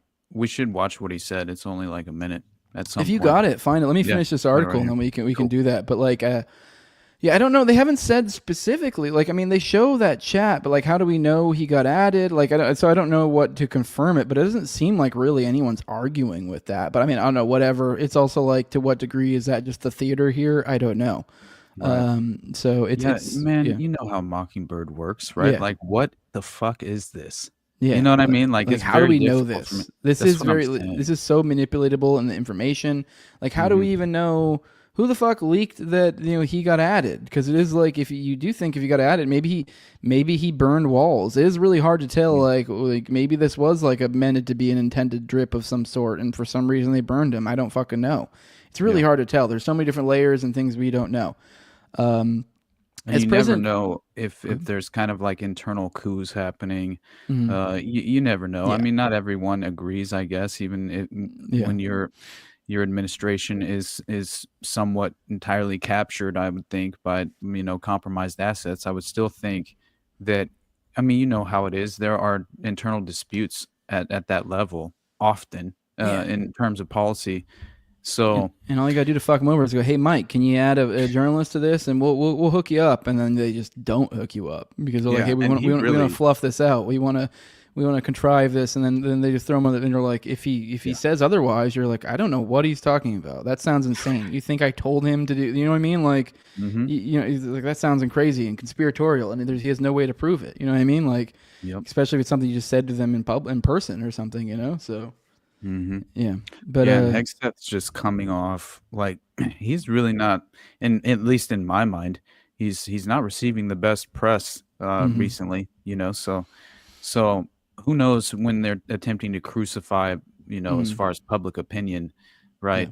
Who's going to take the consequential blame, you know, as far as the public is concerned, and usually when it comes down to the false prophets and the political actors that are very much worshipped at that level, they'll essentially kind of be insulated from, you know, the true. They usually don't get crucified with you know, the prioritized motivation, you know, as if they were directly responsible. It's usually always kind of pinned on the lower level officials, you know what I mean? So I would think if anyone takes the blame for some of these foreign policy just initiatives at a certain point, it would be Hegseth or someone to that extent who would kind of take that fall, and then you know. Someone in the chat was saying Hegseth had some similar shit in the past happen or something, so he should know better. So, but let me finish this article and we'll be done. I really want to get to Odyssey stuff today. I don't want to repeat it yesterday. But this is the last article we have on the foreign policy front, and then we'll talk about Odyssey, and then we'll get out of here because we'll be way over time by then. Here we go. A third person familiar with the fallout said Trump has spoken with Walls about the matter, and the White House is now standing by him. As President Trump said, the attacks on the Houthis have been highly successful and effective. President Trump continues to have the utmost confidence in his national security team, including National Security Advisor Mike Walls. White House Press Secretary Karen Leavitt said in a Monday statement, the press office declined to comment further. A fourth White House official said they were aware of internal pressure for Waltz to own his mistake, which could mean a possible resignation. But that official said what happens to Walz largely depends on how Trump personally feels about the matter and noted the involvement of other administration officials in the Signal chat as well. So yeah, they should have all, like, it's also like the idea that another number showed up in there is a little wild and nobody noticed. I guess on the text thread, well, it's Signal. They should. But anyways, two of the officials said that while Trump may lay blame at the feet of Walls for potentially compromising U.S. national security, he could just as easily be frustrated with Vance for stepping out of line from the administration's foreign policy in the chat, or target Hegseth as the one who allegedly shared sensitive details with the group. Oh, there you go. Yeah, you never knew who they're attempting to replace as well, right? So you never know. Yeah, that's interesting. I mean, it could. You never know. It could be angling for Vance, although this just seems like PR. But I'm not sure the president is aware how inconsistent this is with his message on Europe right now. Oh, we already read that. I'm not reading that. It also creates an opening for longtime Walls detractors suspicious of his neocon ties to push for his removal. That'd be cool. I'm good with that. Waltz once advised former VP Dick Cheney on counterterrorism, but like Marco Rubio, has in recent years shifted his foreign policy views to embrace a more America First approach. Yeah, it would be cool if we could clean out some neocons. So who knows? If this is 7D chess to sweep out a neocon, all for it. Do I think that's the case? No. Right. Those concerns were amplified on social media Monday by a contingent of isolationist conservatives who questioned why Walls had the Atlantic editor-in-chief's cell phone number in the first place. I mean, that makes sense to me. But the idea that you would drop him in a group chat, retarded, suggesting it was evidence of Walls' continued neocon sympathies. And while Congress has been reluctant to cross Trump in the first 2 months in office, some members on Monday voiced concerns about the incident. Representative Don Bacon, who served on the House Armed Services Committee, said sending sensitive information over an unsecure network was unconscionable. All right, now we have. I'm just gonna screw. I don't care about who all the fucking people said this, said that, said this. All right, that's all about that. That's all there is on that. I don't really care about what different fucking politician faggots have to say about how this was. Oh no, we fucking national security. Oh no, this is so bad. I don't care about all that. So we got the important parts out of that story. That is all. You said you have a video.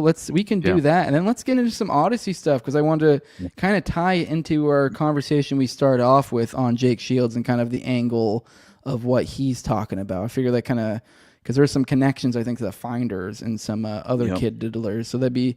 And then the connections from there then spiral even further, just then web out even more. So exactly. But let's and but you have that video.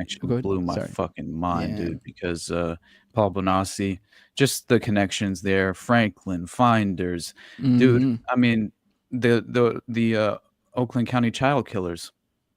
I mean, that's North Fox Island. So that's Johnny Gosh. That's the paperboy fetish scandal.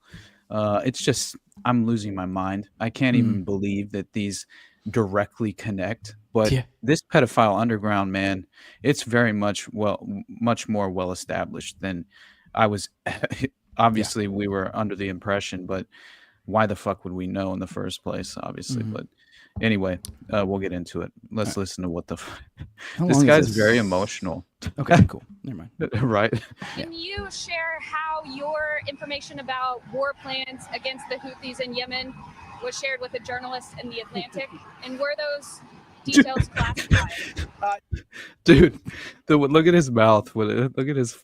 This is hilarious. This guy's emotional as hell. Like it's kind of funny how he reacts. Your information about war plans against the Houthis in Yemen was shared with a journalist in The Atlantic. You see the tension, And were those details classified?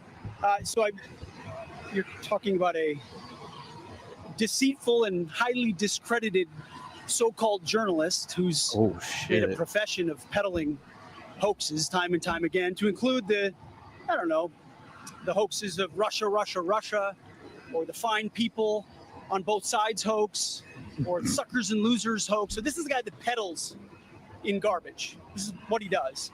I would love to comment on the Houthi campaign because of the skill and courage of our troops. I've monitored it very closely from the beginning. And you see, do you know how good they are at pushing buttons and killing people? Deferred maintenance under the Trump administration. Our troops, our sailors were getting shot at as targets. Our ships couldn't sail through. And when they did shoot back, it was purely defensively or at shacks in Yemen. President Trump said, wow. No more. We will reestablish deterrence. We will open freedom of navigation, and we will ultimately decimate the Houthis. Israel's dick will not go unsucked. From the beginning, overwhelmingly. Why were those details shared on Signal, and how did you learn that a journalist was privy to the targets, the types of weapons used? I've heard I was. I'm here to talk about killing poor people. Okay. Was texting war plans, and that's all. Oh my god, he looked at the fucking camera, bro. That was intense. I gotta see. Look at that. Heck said, chill out, brother. War plans, and that's all I have to say about that. Thank you. I appreciate it. That's it. The NSC said it was authentic. Wow. Oh, apparently I broke into a Cosby voice. I guess I've done 3 impressions. By the way, I lied. I do have one more story for us to go into, because this is one I've been meaning to get into. This is an audience suggestion. This came out of the JFK files, and I find it particularly interesting. So let's go into that. This is from Jay Dyer, and it's, whatever. We were talking about Jay Dyer. He says, JFK files, Rothschild Palace used as an intelligence station. Which just kind of ties into our, I guess you could say, our whole, overarching narrative story. This is really the tippy-toppy here that we're talking about. So here is part of a thing. We'll start from question. So we have QA. I'm assuming question and answer. I'm assuming some sort of FBI or Fed document, not FBI, but some sort of document that's just detailing some sort of an interview of some sort, I would assume. And so I don't know who this is with, but go ahead and read this. So we have question and Mr. Fitzgerald and question mark. Yes, and I really can't recall some of the other people. We had just moved the station at that time in Paris, out of the embassy into the old Rothschild's palace, and we felt that it was probably bugged. They think a Rothschild palace is bugged. So all conversations took place. We walked around the garden and that type of thing, it's fucking a typo. And I was walking with somebody in front of me, or was in front of me, and you just overhear conversations. This was in Paris? Yes, I see.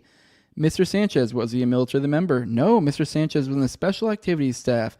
He was stationed in Washington. He was in contact with Cuban military type. Was it your understanding that the agency had received instructions with respect to this activity from another component of the government? Well, let me put this way. I don't know whether they received instructions. I have to assume, and I'm pretty positive that this was a result of a special group decision. And this time you have to remember that Bobby Kennedy was overseeing this deal, and blah, blah, blah, blah. It keeps going. It goes into another one. But either way, just the key, that highlighted portion was the fact that they're talking about using an old Rothschild's palace for, I guess, some portion of something. They're talking about Cuban exiles and that as well. So it's like, basically an intelligence headquarters. yes, right? exactly. What You're it like, seems so and it's very obviously rigged with audiovisual blackmail, I would imagine. right? I don't know Yeah. about the visual, but definitely the audio, it Yeah. seems. Pretty wild. Yeah. That's nuts.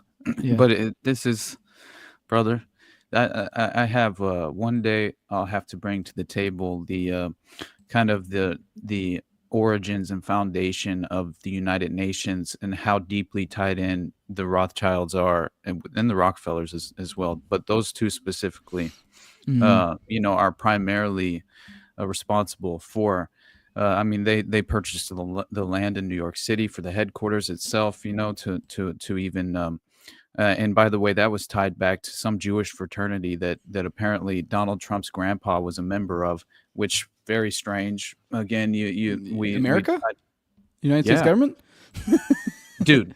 I'm just saying, like I'm guessing the entities. Right.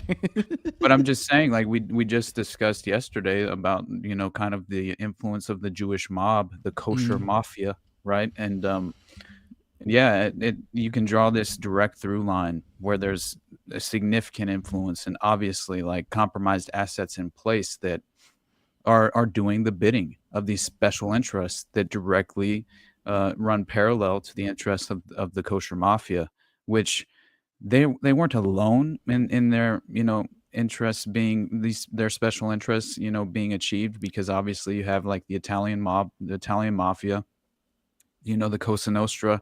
Like there's, as far as people need to realize that there are layered interests playing out, but still this direct through line you can trace up to modern day. And the Roy Cohn connection is what really just kind of baffles me with especially like we discussed kind of MCA and Reagan being compromised by MCA, which MCA was affiliated with the Jewish mafia, the Jewish mob at the time. So it obviously was a cutout for special interests and intelligence initiatives. And so again, you had and you can tie that into Laurel Canyon and the Lookout Mountain Laboratory, because Ronald Reagan had top security clearance and was filming at the studio at Lookout Mountain Laboratory, which was a military intelligence studio. I mean, that's what it was, right? So you have all these different people caught up in the scandals of the times. Marilyn Monroe, right, who obviously was murdered, and I mean, you look at her autopsy and lack thereof, really. I mean, it's so strange that they left her body there for so long. They arranged the scene like it's pretty nuts. It seems like they specifically forced her to OD, I think, is exactly what happened. But but when she was potentially a what do they call a black swan, where she was like basically an intelligence asset herself, which is why so we many all know of black these people can't swim. Come on. Oh my God. I was watching Reno 911 last night, and they were like, I'm trying to figure out a way to say this and not sound racist. And then fucking Junior's like, black people don't swim. And fucking, yeah, there you go. It was so funny. But anyway. Are you ready to get at some Odyssey Network? And through this is I don't think you have any visual, but I just bring this back up just honestly, it's for my ease later for when I do timestamps, so I know. But we're gonna tie the Odyssey Network into this, which I don't know if you want to take a second to, I guess, just explain what the Odyssey Network even is. Right. Although, I mean, from my recollection, there are multiple different little networks or nodes, and they kind of all have, there's like the Spartacus, there's the Odyssey, and they're all kind of interconnected, and they're kind of all the same thing. They're really just all different variations of some sort of, elites or whatever fucking kids, essentially, in some sort of worldwide network, a lot of times through newspaper. But I'll pass it off to you. How would you describe what the fuck the Odyssey Network is? I think the priority was snuff. It became snuff films. Like that was, I think, the most lucrative aspect of the enterprise. It had to have been, because it seems as if that's the priority of what became the priority of the network, especially considering like you can kind of, because first of all, just consider like a rundown of what really occurred with because Dean Coral kind of makes up the connection there to Odyssey, and you can basically, there are bodies of 27 murdered teenagers found in Houston, 11 identified in child pornography, and that was found in a Houston warehouse belonging to a child pornographer named Roy Ames. A letter correspondence found in the warehouse from one of his customers expressed a desire to see a 14-year-old stiff in one of his films. That was the quote, 14-year-old stiff. This Houston, now of course they use like, it's not very sophisticated code, but they use coded language, so it's a little more difficult to, exactly. If I recall, I think I recall the stiff comment you're recalling, because this was an Eye of the Chicken Hawk, if I recall correctly. 100%. Obviously, there's two different, trying to be gross here, but, we're talking about a trafficking network. Stiff has multiple meanings, but I'm pretty sure there were other little excerpts from that kind of heavily imply the context is meaning dead, not a not a dude with a boner. That's not where you're getting at. So, but I just want to point that out for him. It's like, okay, cool. He wanted a pedophile wanted a kid boner. Is that really that crazy? No, he wants some dead people. So, exactly, man. Yeah, and so this Houston-based child pornography ring was apparently shuttling. Ooh, real quick, this guy watches by Dean Curl's cemetery every day. If you ever got to take a leak, that's probably a good place to do it at. Yeah, piss all over it, man. Yeah. It's crazy. Well, go on, sorry.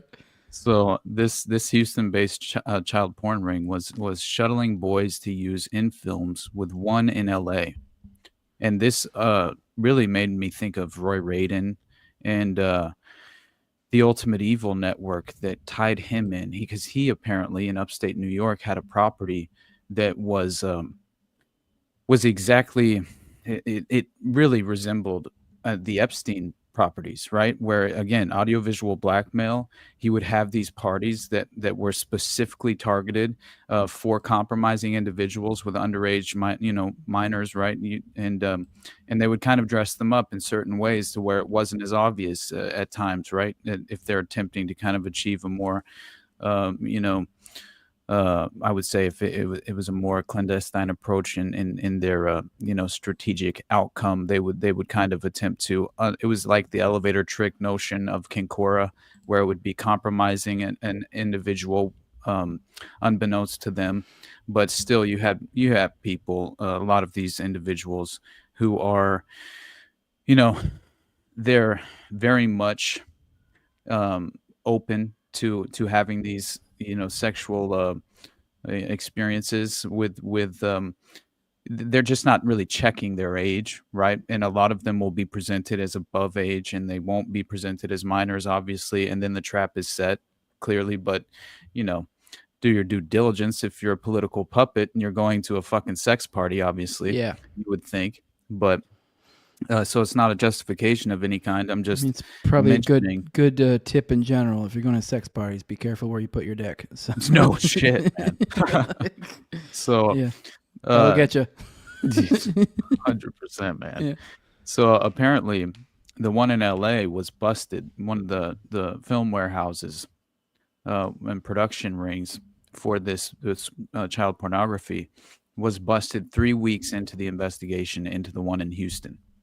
So already we have, statewide networks happening here, right? They're crossing state lines, which I felt the finders in my mind, which was strange that already cropped up, because I was considering the fact that they were headed to Mexico when they got popped in Tallahassee to the Jesuit compound. And I discovered the Jesuit connection later on, but it's like, my God, the connections to Georgetown. And it starts to unravel. Then you think about how Malta is running things these days, and then how a big part of Claudio that always goes overlooked is the Vatican connection. 100%. But Yeah, people always forget that like a big component of Gladiator, and myself included, we do it too. I mean, to be fair, we don't really. Although to be fair, it's like the when you get into Gladio and you get into the Vatican connection. Usually, it's kind of like lame. Like it's kind of like, and this is where the money's coming from because they're tax free, and so this is why they're able to do the blah blah blah blah, and the Bank of the Vatican and a lot of. So it's like a money thing. So you're like, it's boring. You're like, oh, like. So that's why they don't come up, but it's there. And then you think about the element to which like the Knights of these like Opus Dei, Knights of Malta, like this like Catholic contingency is like kind of becoming a big thing. It is still a big thing. There's so many cabinet members connected with it. There's like, I mean, shit, even from an influencer perspective, like while I think like some like characters like Candace has been doing like kind of almost like the Lord's work recently. I'll be honest, some of the more recent stuff's been a little bit more smuttish, I think, in my opinion, like the Ryan Reynolds covered. I kind of stopped paying attention to a lot of her stuff recently. But generally speaking, she seems to be, compared to what she was doing a lot more meaningful, substantive stuff. And it is still like, but I'd be far be it for me to not notice that weird, that like, hey, she is Catholic. I mean, there are a lot of Catholics out there. Obviously, I'm not saying all Catholics. But when you're someone who's like that high up, and then we're knowing there's like this weird... this is becoming like a movement, and you're like... Kathy O'Brien says, right, that the Catholic clergy in Boston were training individuals that they would recruit basically on... they had to fit a profile. So basically you had to get popped for child porn in the first place. They would have you compromised and say, hey, here's your options, right? We prosecute you, you go away for this crime, legit, and we throw the book. Or... You work for us now. And then they would train them at a compound in monarch mind control techniques, man. And that is what Kathy O'Brien says happened to her father. Yeah. Well, we were just talking the phone the other day, and I talked about on here, and I kind of made a lot of parallels because like I've been my head's been kind of in Monarch recently because I've been doing like a 9-hour testimony of some like Monarch guy. And so like I'm noticing, and he could be full of shit, I don't know, but I am picking up a lot of things. But the other day when we covered Sandy Hook and we covered Adam Lanza and all the connections, like we don't know for sure whether he was molested by his therapist or his priest, but both his priest and his therapist later got convicted for, molestation charges. So it's like, so crazy, and one of them was a priest. So it's like all these, like, once again, it's just pattern recognition. I'm not saying, obviously it could just be the case that he was a weird fucking kid and maybe he got molested. Maybe he didn't even get molested. These are just coincidences in life. I guess, a lot of people, if you pull certain nodes and like he has this, he has that, you can get certain, but it's just pattern recognition. There's a pattern here. Yeah. I'm not saying this confirms anything. I'm just saying be aware of it and be like, keep an eye on the patterns because they do mean something. Like there's a reason why we evolved to have pattern recognition. It helps us in life. It is important. Like obviously it's a level of degree of certainty. Like if you see a bunch of patterns, it should push you a little bit. Obviously it shouldn't give you 100% certainty of something, but it should be like the universe is telling me something here. So this Columbine anniversary coming up next month.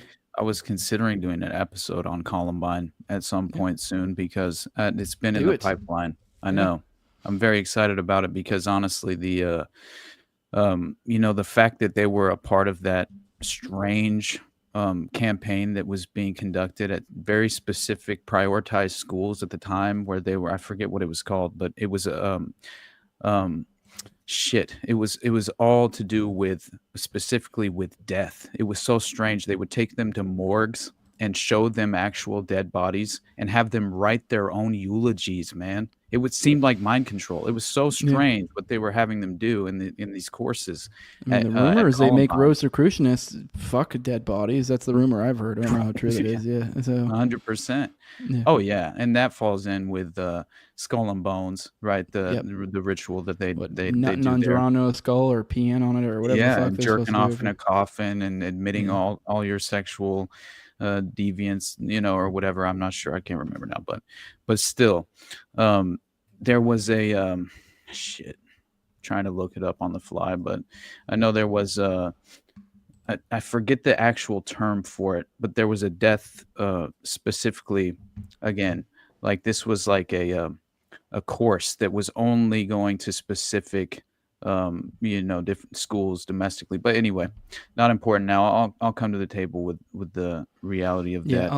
Okay, I guess we got a little sidetracked, but just to bring you back to where we were, I think you were kind of getting to the connections between the Odyssey Network, Dean Coral, how that kind of connects into the Finders and all that. Right. So I'm just bringing you back on because I think I kind of took you off course. No, you're good, buddy. Yeah, what I discovered recently was that there is a direct connection there to, Dean Coral and Odyssey with the Finders that I was unaware of until recently. But real quick, hold that thought. I just did want to take a second to address the chat. Sorry, I feel like a dick. Okay. But I know a lot of people are pointing out that there are connections. We have talked about on the show before.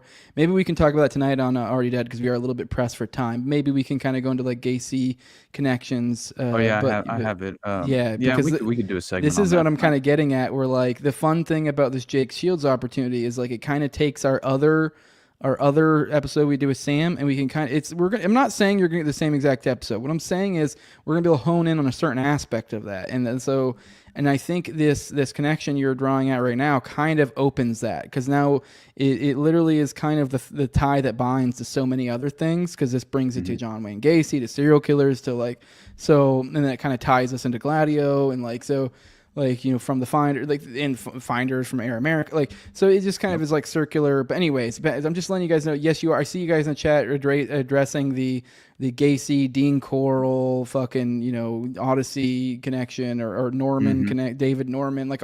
Yes, those are a thing. Maybe we'll get into those tonight. We are going to be there tonight, 9:30 p.m. Eastern. Pop in Already Dead. We do call-ins. So, but anyways, back to you, Austin. Back to where you were. I just wanted to let you guys know. I see you guys in the chat. I will let you guys know when we do solo episodes between me and we are way better at interacting with the chat. But when it's me and him, I mean, we kind of get in when we get in. So we're fucking cooking with fire today, baby. So this is what you get today. Yep. I mean, you guys will let us know. I am kind of curious. Maybe I should put out a poll at some point. I'm curious which episodes you prefer. The Jose episodes, the Austin episodes, or the Jose Austin episodes. It's always funny to see how people in the comments be like, oh, Jose's always cutting off Austin, as I'm doing right now.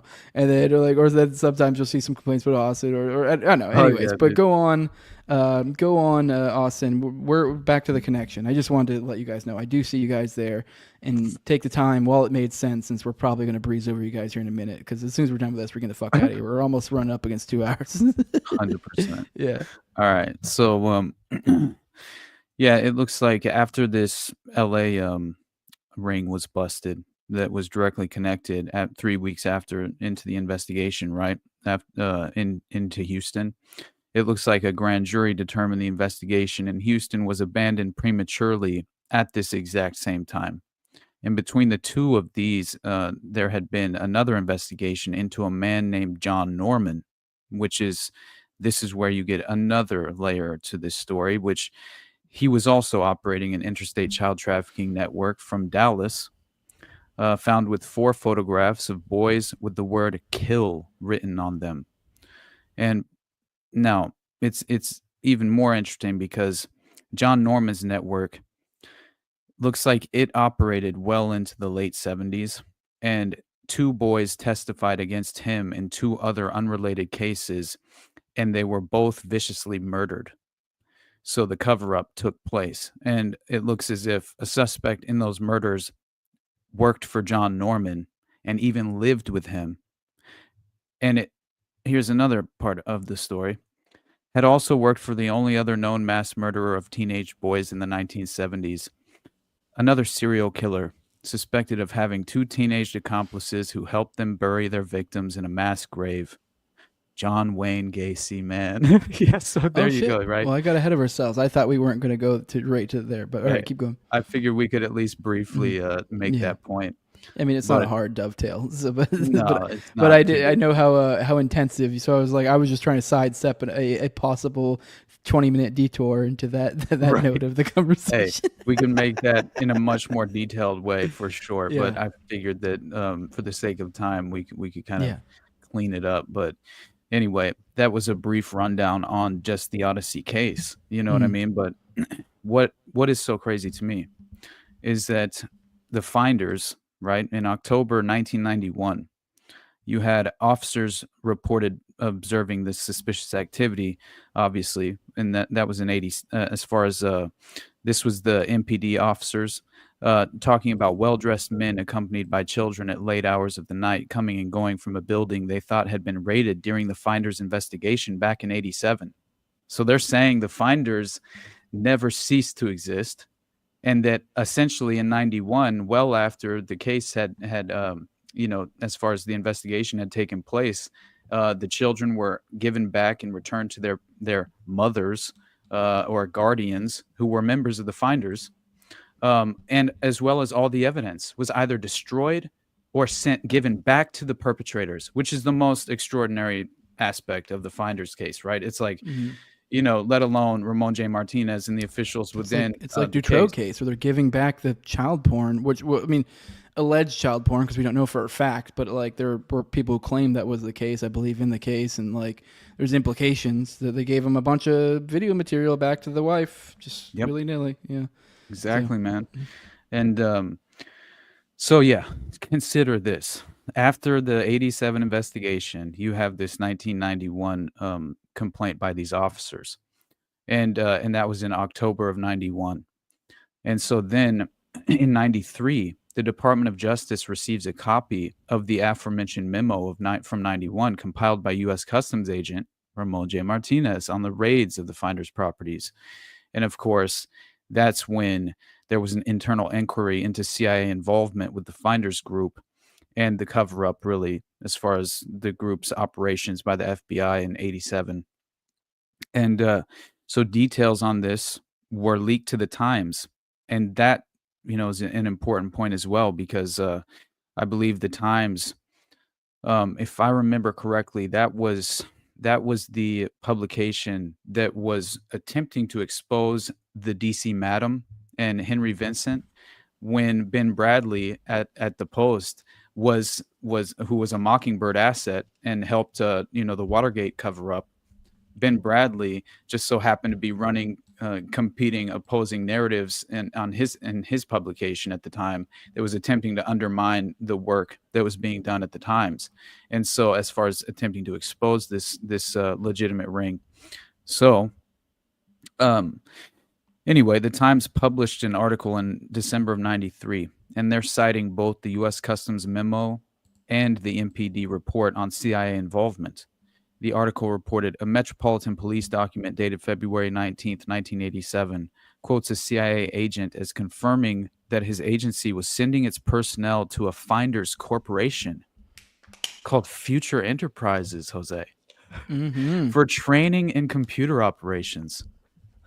So the leader of the finders, of course, Marion Petty. Marion Petty is known as the Game Caller, and was a former Air Force Master Sergeant.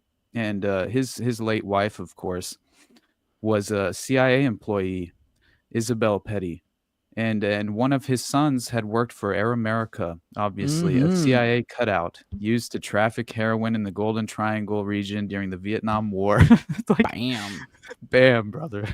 Like the Future Enterprises, it was learned later, had provided the software training for CIA employees, and that an employee of the company named Robert Garter Terrell, which is Tobe Terrell, just so happened to have been a member of the finders and was let go the exact same month in February of 1987 that the Tallahassee incident took place. There we go. Like, come on now. Yeah. Is that not so it's just like extraordinary? It's all just the same thing. Like, I know they have different, I think they call themselves different things. Oh, this is this is the Spartacus network. Oh, this is the Odyssey network. Oh, this is that. But it's like, yo, dude, this is the same thing. I mean, from depending on what angle you're looking at it or where you're at, and that you might call it a different thing, but it's like, there's just one interconnected web, dude. This is just one 100%. Big web. This fucking, child molesters are a flat circle, like that's, was that for like True Detectives times a flat circle? Like that's just all fucking just circular, dude. Man.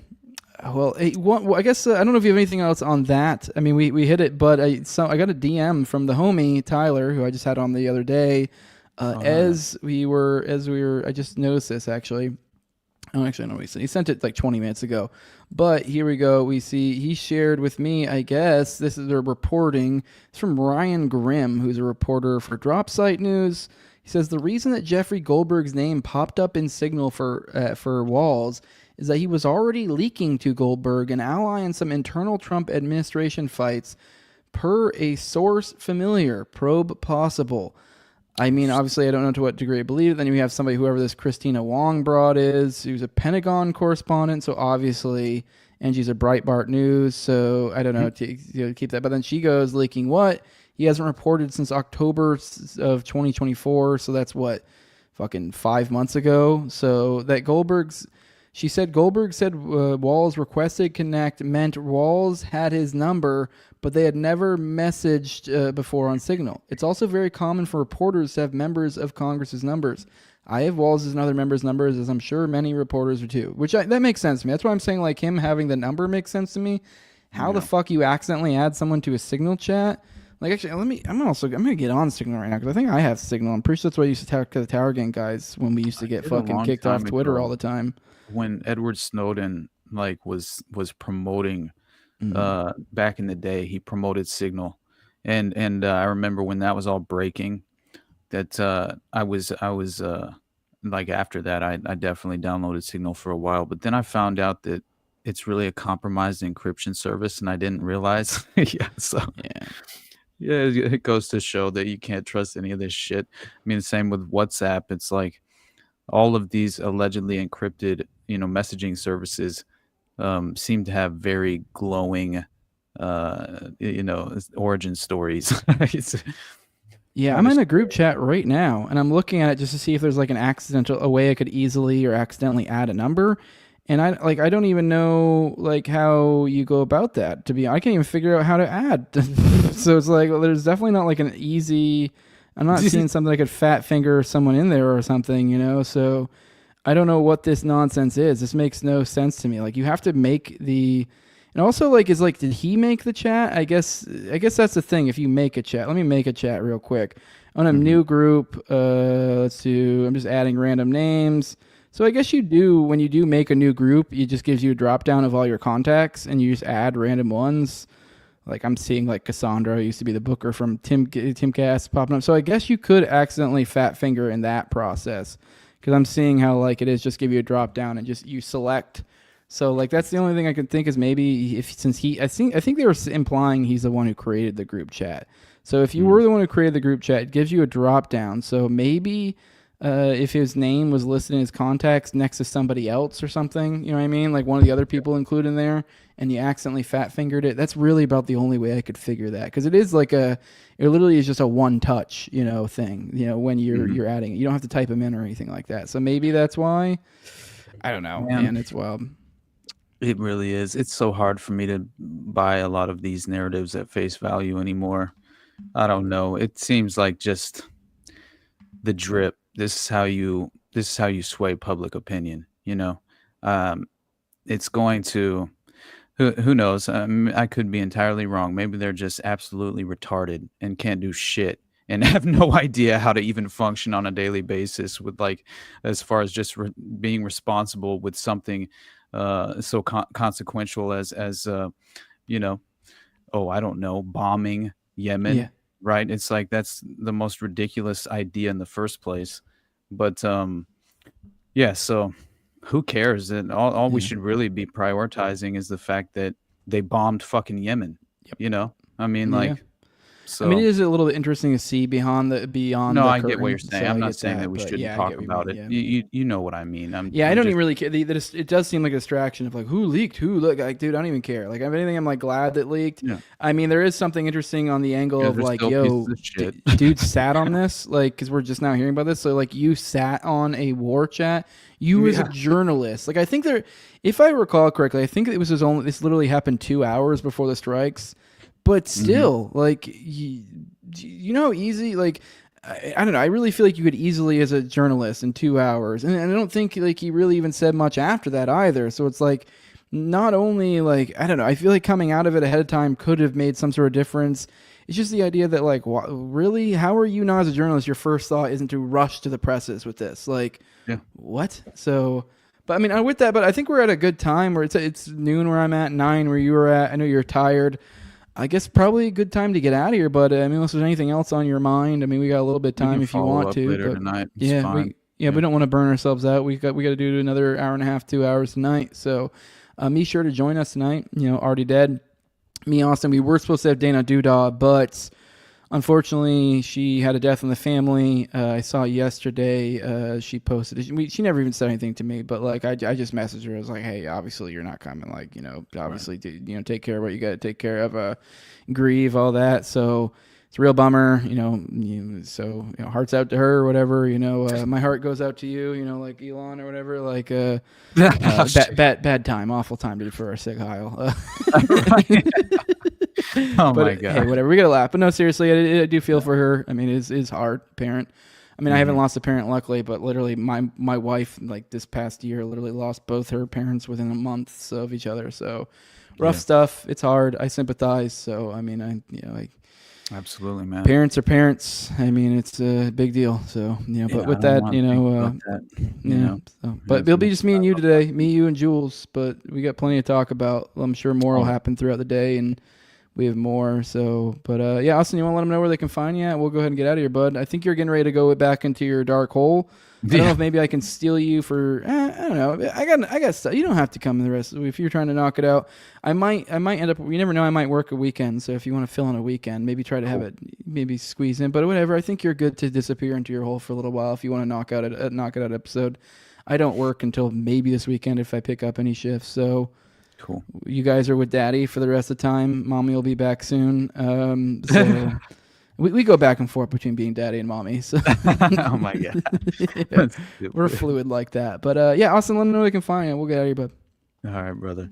Yeah, guys, just the Underclass podcast, basically all platforms. I would say the best place to support me is the Patreon now. So definitely go there. Patreon.com/the Underclass podcast. Got the URL down now. Yeah. One of these days you'll have a well-oiled plug. Yeah, I know, dude. Half the time I just forget still. Yeah. But yeah, so definitely check it out because I just posted it yesterday. I didn't promote it at all, but I posted episode 7 of whatever this is. Me and Sam basically just bullshitted for an hour.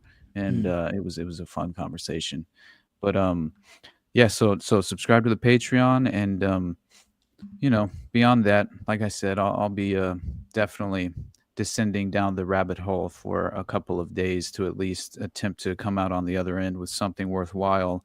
Who knows what that will become at this point, but yeah, I'm excited to workshop a few ideas, definitely. So, but hey, I love you guys, you know that, and I will, definitely show up to Already Dead tonight because we're gonna have some fun, and we'll have a few more notes on this whole strange pedophile underground.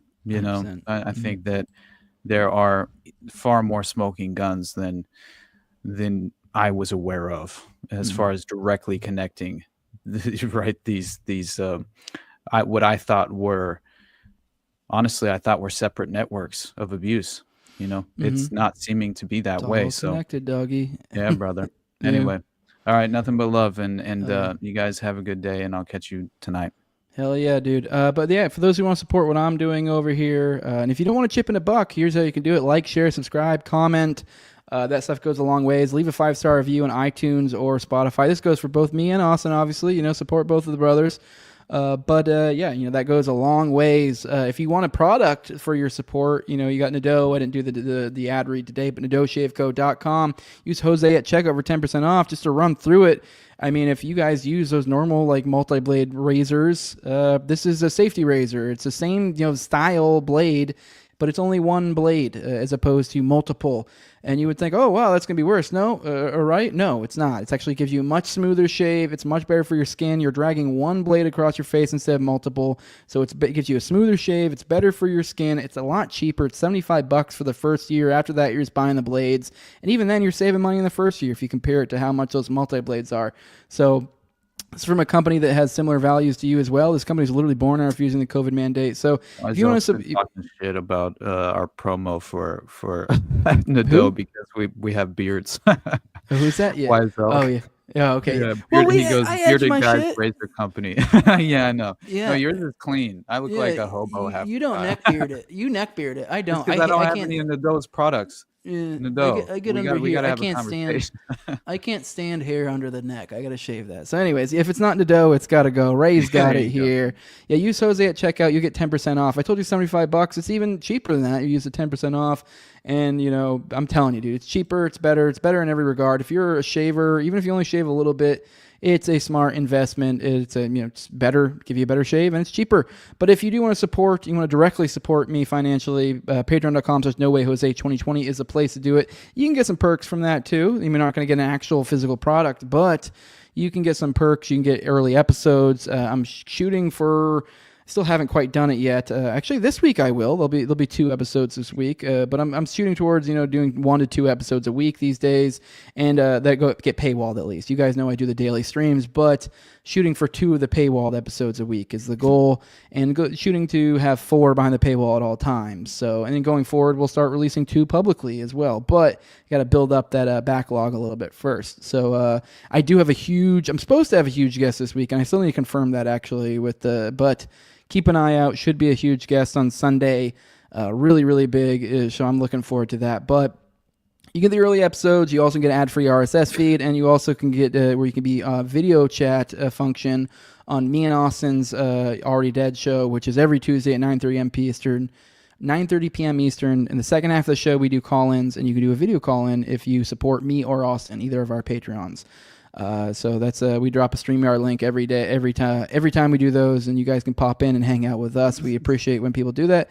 It's a fun time. But yeah, that's all I got on that end for plugs. I hear Austin giggling. I'm assuming he's bringing up chats that I'm not seeing. Yeah, dude. I'm like reading I at different look tabs. indigent, apparently. You look indigent? No, Yeah, I look you, indigent, brother. yeah. Hey, support me so Yeah. I won't be homeless anymore. Yeah, no, I mean, hey, support me. Not all of us have that Jewish money, okay? Wow, dude. These motherfuckers. Yeah, I'm not part of the tribe, baby. With that, guys, though, we're out of here. Like, share, subscribe, comment. Follow me on Twitter at TowerGangJose. You at Theater Thug something or other. Yeah. AWP Theater. I or used something. to have the original Theater Thug, and like a dumbass, I changed my shit for like my handle for a moment, and then I lost it forever. So. I mean, your name on there though is just Austin Picard. So you probably just search Austin Picard and find you as well. So Definitely. your at is like at Theater Thug something AWP I think, but my Austin initials, Picard. So. But yeah, definitely if you follow both of us, because one of the best ways for us to bring up content on the show, like for example that Rothschild one we brought up today, I want to say that was Bobo or Arcane Arsenals, I forget. Usually I also attribute who it was. I forgot to, my bad. But either way, I usually give you guys a shout out. If you do that, also, you guys get to somewhat control the content, because I'm usually pretty responsive to the stuff you guys bring up. You guys, find interesting stuff. I thought that was particularly interesting. But with that, guys, we're going to get out of here. That's enough. I'm just rambling at this point. We're out of here. Oh, Bobo said that was not him. Okay, maybe it was Arcane. I'm not entirely sure it was. My bad. Now I feel bad that I didn't give him a shout out. I usually give you guys a shout out when you do. But either way, tag us and stuff. You're our eyes and ears out there for content. We are but 2 men who have lives to lead and can't be on Twitter or paying attention to the interwebs at all times. So it helps if you guys are looking out for stories for us as well. But we're out here. Love you all. Deuces.